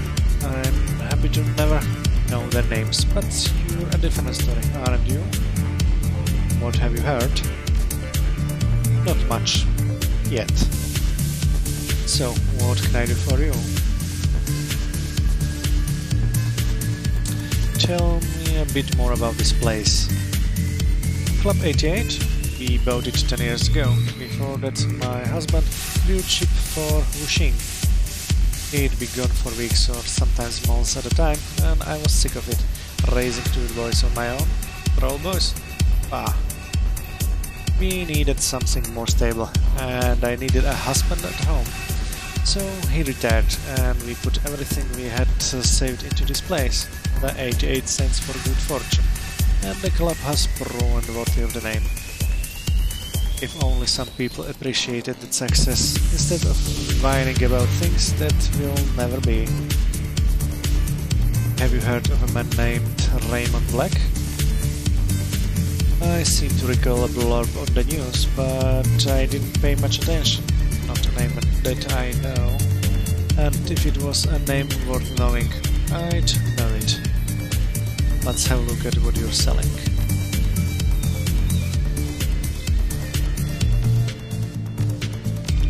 Okay, nothing new.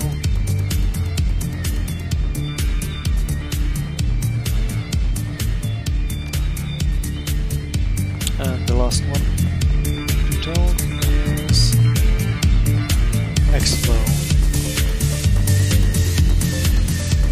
A wiry elven woman leans over the bar, propped up on one elbow. She glances back at you over her shoulder as you approach, lifting a half-empty glass to her lips. The selection here is total crap, but it's cheap. I hope you're not looking for quality, or you're gonna be really disappointed. As long as I don't go blind, I don't care.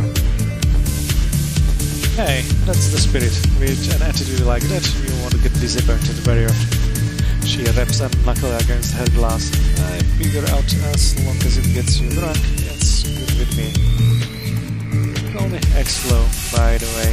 X-Flow regards you calmly, her eyes calculating. After a few seconds she nods. Maybe we can help each other. Nice to meet you. I'm Memu. I've got good eyes for people in the business, and believe me, you smell like a Shadowrunners and Heoi. Plus, everybody here has been talking about kindly new hired help. I'm out here for work. You need any backup? I'm available. What's your specialty? What the eggheads call a mystic adept, kind of a physical adept magician. I'll throw spells and I can hit with a touch. I'm rarer than the unicorns, my friend. X-Flow lifts her glass, rhyming the last of it. Cheers. Where are you from anyway? All over really. Born and raised in Sydney, but ever since I was 15, I've been traveling anywhere. There's work. Not a whole lot of opportunities for street kids whose only skills relate to beating people up. I've lived in Paris, London, Vladivostok, Caracas. Hell, I even spent a year in Johannesburg, but Azania is full of assholes.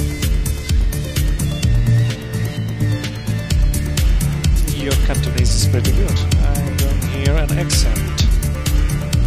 X-Flow taps the base of her neck with 2 fingers. That's because it's chipped. My only concessions to cyberware. And you move around as much as I do. Linguasos pay for themselves pretty quickly. They are not perfect, but they get the job done. How do you get into this life? I grew up in the streets of running with gangs. Turns out if you get in enough streets fights and have magical potential, things just naturally express themselves. Once that happened, I realized I could charge a lot more than the protection rackets I'd been running. Besides, it's not like I know how to do anything else. I've never been to school. I'm sinless. What else am I gonna do? Panhandle for change? Shake down stuffer shacks for beer money?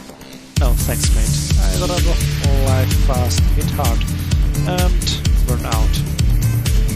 Got any good run stories? On running, hand through the hair, X-Flow leans back as she thinks. Yeah, I got a couple.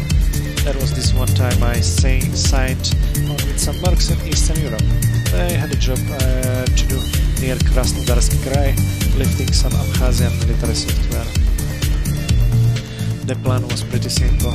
Beat, hello, jump from a drone on the Russian side of the border, or hiking toward the Abkhazian research facility, and blast our way in. The Abkhaz forces were supposed to be matrix gunshots, but crabbing around combat. Simple, right? The elf shakes her head, eyes rolling. No plan ever survives first contact with the enemy, though. The Abkhazian army had contracted out base security to winter systems. We started getting cut apart before we'd ever breached the first cordon. Sounds like a suicide mission. The mercs were in pretty dire straits financially. It was a do-or-die situation for them, literally. They owed too many debts, and if they couldn't deliver, they'd have been killed. So we pushed in. We were down to 5 of us by the time we got into the main facility. One of the mercs, Václav, was a rigger. We were hunkered down in a vehicle bay while the decorator did his business, and Václav realized one of the APCs hadn't been properly locked down, and it was still gassed up. Came out of the base with the 30mm cannon blazing away. Our exit was down at the coast. A riverine patrol boat the mercs had on standby. It was some nervous fighting, but we managed to get out. A bit full of holes, sure, but we survived, and that's what counts, hey? See you later, X-Flow. X-Flow lifts her glass to salute. See you. You know how to find me if you need me. Okay. And now the Mahjong Parlor.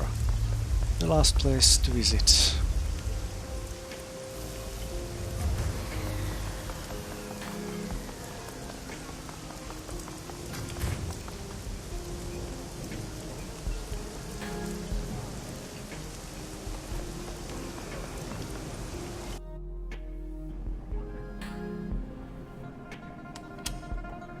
We have Dr. Shen Yang and we have Daniel Cheng. No one else. Kindly Cheng appears to be nearing the end of a hard exchange with Strangler Bao, who is listening intently. So, you tell me that little pustule that Auntie Cheng isn't fucking happy, you get it? Not happy at all? Don't tell him that I'm displeased. Don't tell him that I didn't take it well. She slams her shot glass on the table. Tell him that I'm extremely chopping mad, and if he doesn't want to happen to happen to him, he'd better get his head and his ass wired together and get me the payment. Today. She raises an eyebrow. Was that message clear enough, Mr. Bao? Yes, Mrs. Cheng. I explain things to him in terms of he can understand. Bao steps back and becomes a meat statue once again. Cheng's voice turns treacle sweet when she sees you waiting for her. Ah, our newly minted Shadowrun. How are you taking your new role, Memu?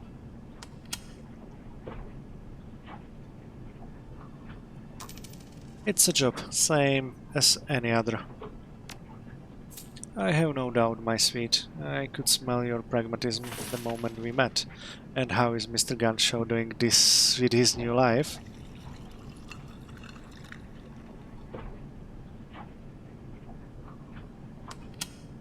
He should be okay, just needs some time to get used to all of this. Very good, my dear, very good, she smiles. Was there something specific you came to see me about? Any word on the plastic-faced man? Kindly Cheng picks up a Mason tile and tosses it into the pile at the center of the table. Not yet, he is elusive, clearly a man who knows how to stay out of the public eye. But I have my network running working day and night to find him, and I still have some favors that I can call in if he need be. I find him, it's only a matter of time. I have a good news as well. One of my people managed to tap the communications of the HKPF's Special Duties Unit. If any word of our plastic-faced friend of Raymond Black crosses their door, I'd be first to know it. For now, go about your business. I'm sure that more work will come your way any moment. I will contact you when there is a news. Let's talk to her again. No time for errands now. I have other business to attend to.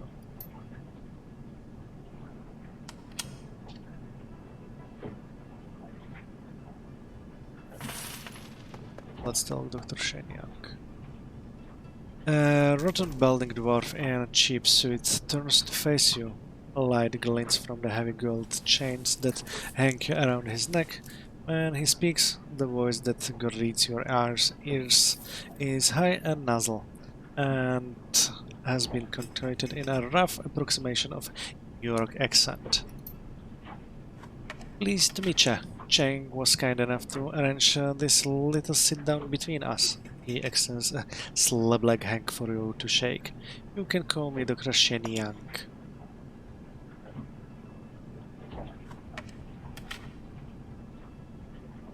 Shake his hand. It's always good to meet a paying client. His grip is as soft as his palm is moist. It's like shaking hands with a boneless ham. You share a long, uncomfortably flaccid handshake before he finally releases you. I'm looking for a little outside help on a problem I've been having. Ordinarily, I'd handle it myself or have some of my friends to see it, but it's kinda delicate, you know. My guys be noticed before they made any headway on my problem, so I figure, hey, I hire contractors all the time. Might as well get some contractors of a different stripe.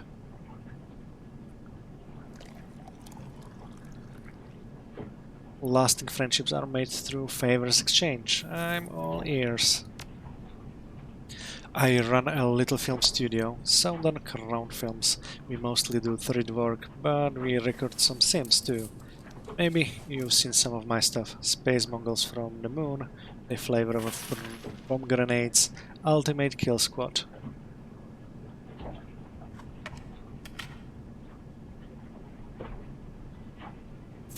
No, but I like the sound of Ultimate Kill Squad. How much killing do they do? He offers you a chip to the green. A lot. There's this one scene where two trolls gang up on an elf and they, well, I don't want to spoil it, but believe me, it's glorious. I'll send a copy over to Cenk so that you can take a look.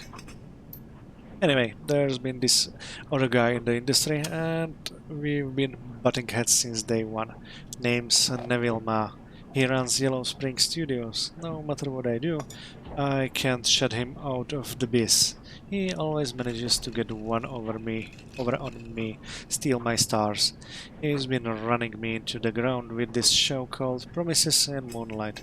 The stars girl named Penelope Wong. New talent, but the viewers have been going nuts over her. She's the show linchpin. Hang on, I'm getting there. So, about 6 months ago, Neville was out in Guangzhou for some hoity-toity party. He's on the road, probably drunk, as Sammy comes out of nowhere. Oh, wrecks his fancy new Eurocard Westwind. Bad luck for Neville, good luck for me, I figure. Hey, that's the end of him for the years, and I start planning some new stuff he can't compete with from inside a hospital. You follow me so far? Let me guess, he found a way to compete with you from the hospital. No, worse. The bastard is out of the hospital. He is back in the game, bringing out Season 2 of Promises in Moonlight. I need that show off the air, one way or another, and that, my friend, is where you come in.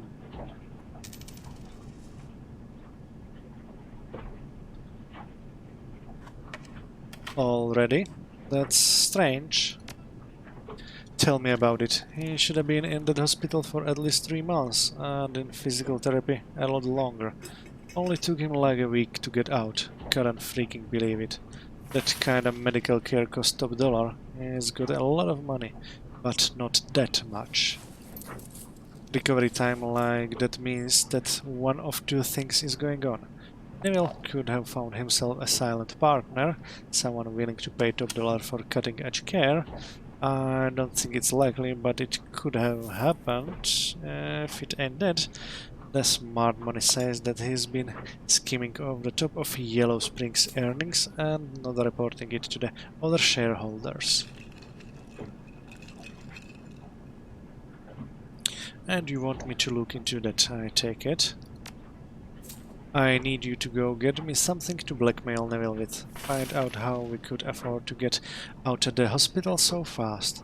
He works out of his penthouse most days, so search his computer, closet, sock drawer, whatever. There's gotta be something incriminating in there. Where is this penthouse? Neville lives in the Repulse Bay. It's this real swanky joint on the south end of Hong Kong Island, by the bay with the same name. I haven't been able to get anybody in to poke around this apartment, because the security is too tight. Lucky for you though, Neville's throwing a party on the mezzanine level with all the shops and a restaurant and balcony and such. He's celebrating the second season launch of his show, and everybody's gonna be there, gonna make a real snarl for the building security. You might also want to hit up the party if you can bluff your way in. Everyone close to Neville will be there, and most of them will be 3 sheets to the wind by the time you get there. Some discreet questioning might get me the dirt that I need. Just remember, if you go to the party, don't use your real name. Go with Argyle. Should be safe enough. There's nobody in the biz out here with that name, so nobody asks any questions about how your work's going.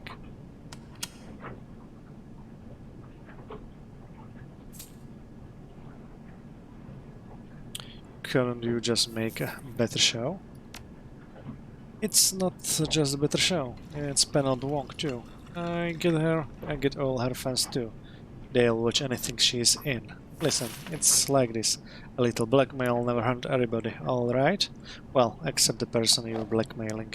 It's just how things work in the industry. I don't dislike the guy, but I gotta stay on top of the business. Now, the blackmail material is what I need more than anything, but if you can get Penelope Wong out of her contract, I'll pay you extra. Got it? I want that star power on my side. One last thing. I don't want you starting a scene while you're there. You interrupt his party, make a mess, or trash his apartment, I'm not going to pay you. Be clear on that? Why the concern? If you're gonna hamstring me before I even go on the run, I wanna know why. Because it's Gosh, and I can't have Man knowing I'm after him. In my business, everybody just get the tricks, but if you make it public, you're using them. Dr. Shenyang draws a finger across his throat. That's it. My career is as dead as the People's Republic of China. Nobody will work for me or with me ever again, so don't embarrass me, hey?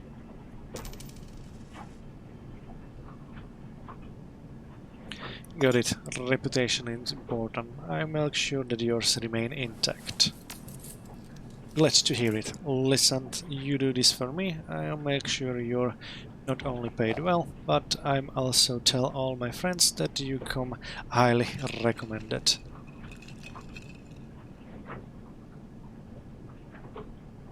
You don't seem like you deal with Shadowrun as much. Shadowrunners, Moonlight Prancers, who gives a crap? I got money and job, and I don't care who goes it, as long as the price is right. What's more, I got a lot of friends around town, and a lot of them run in your circles too. He looks up you at your eagerness in his eyes. So what, do we got a deal? You gonna do it? We have a deal. His grin widens. Good man, that's what I like to hear. When you're done, drop Cheng a line, I'll come meet you back here, and I'll hand over the money. Objective ended, go to the Ripples Bay Hotel. To help Dr. Shenyang blackmail Neville Ma.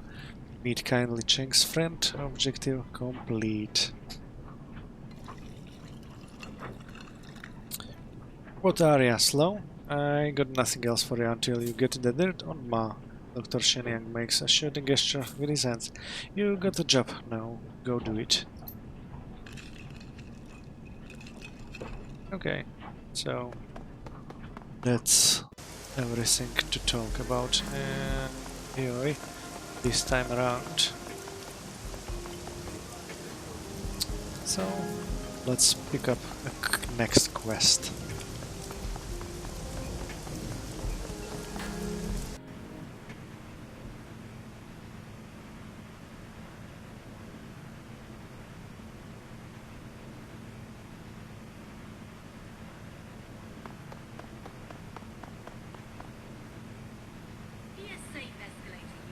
Which one we take? And take care of children and the elderly.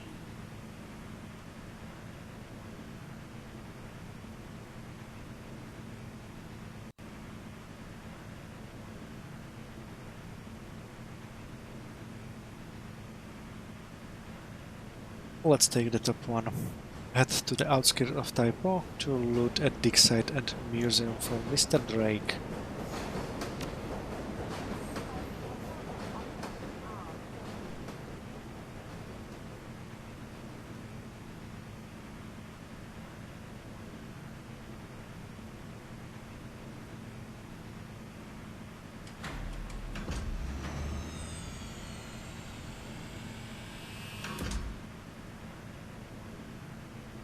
X-Flow is a mercenary.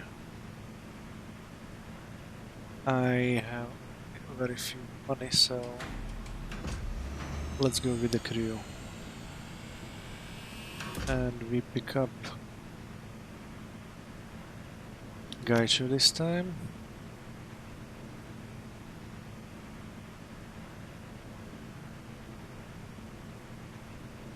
Shaman and crew rigger.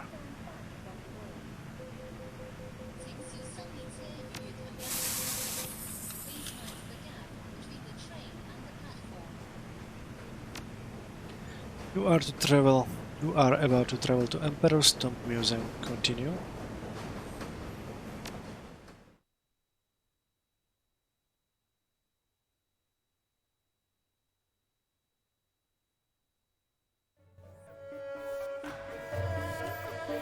And that was the end of another part of my Shadowrun Hong Kong Extended Edition blind playthrough.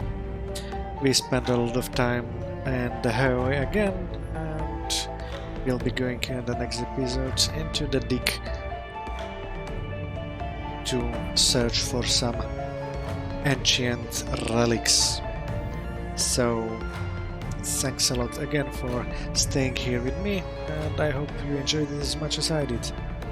And if you like my content, feel free to follow me on Twitch and subscribe to my YouTube channel. Thanks again, and enjoy the rest of your day.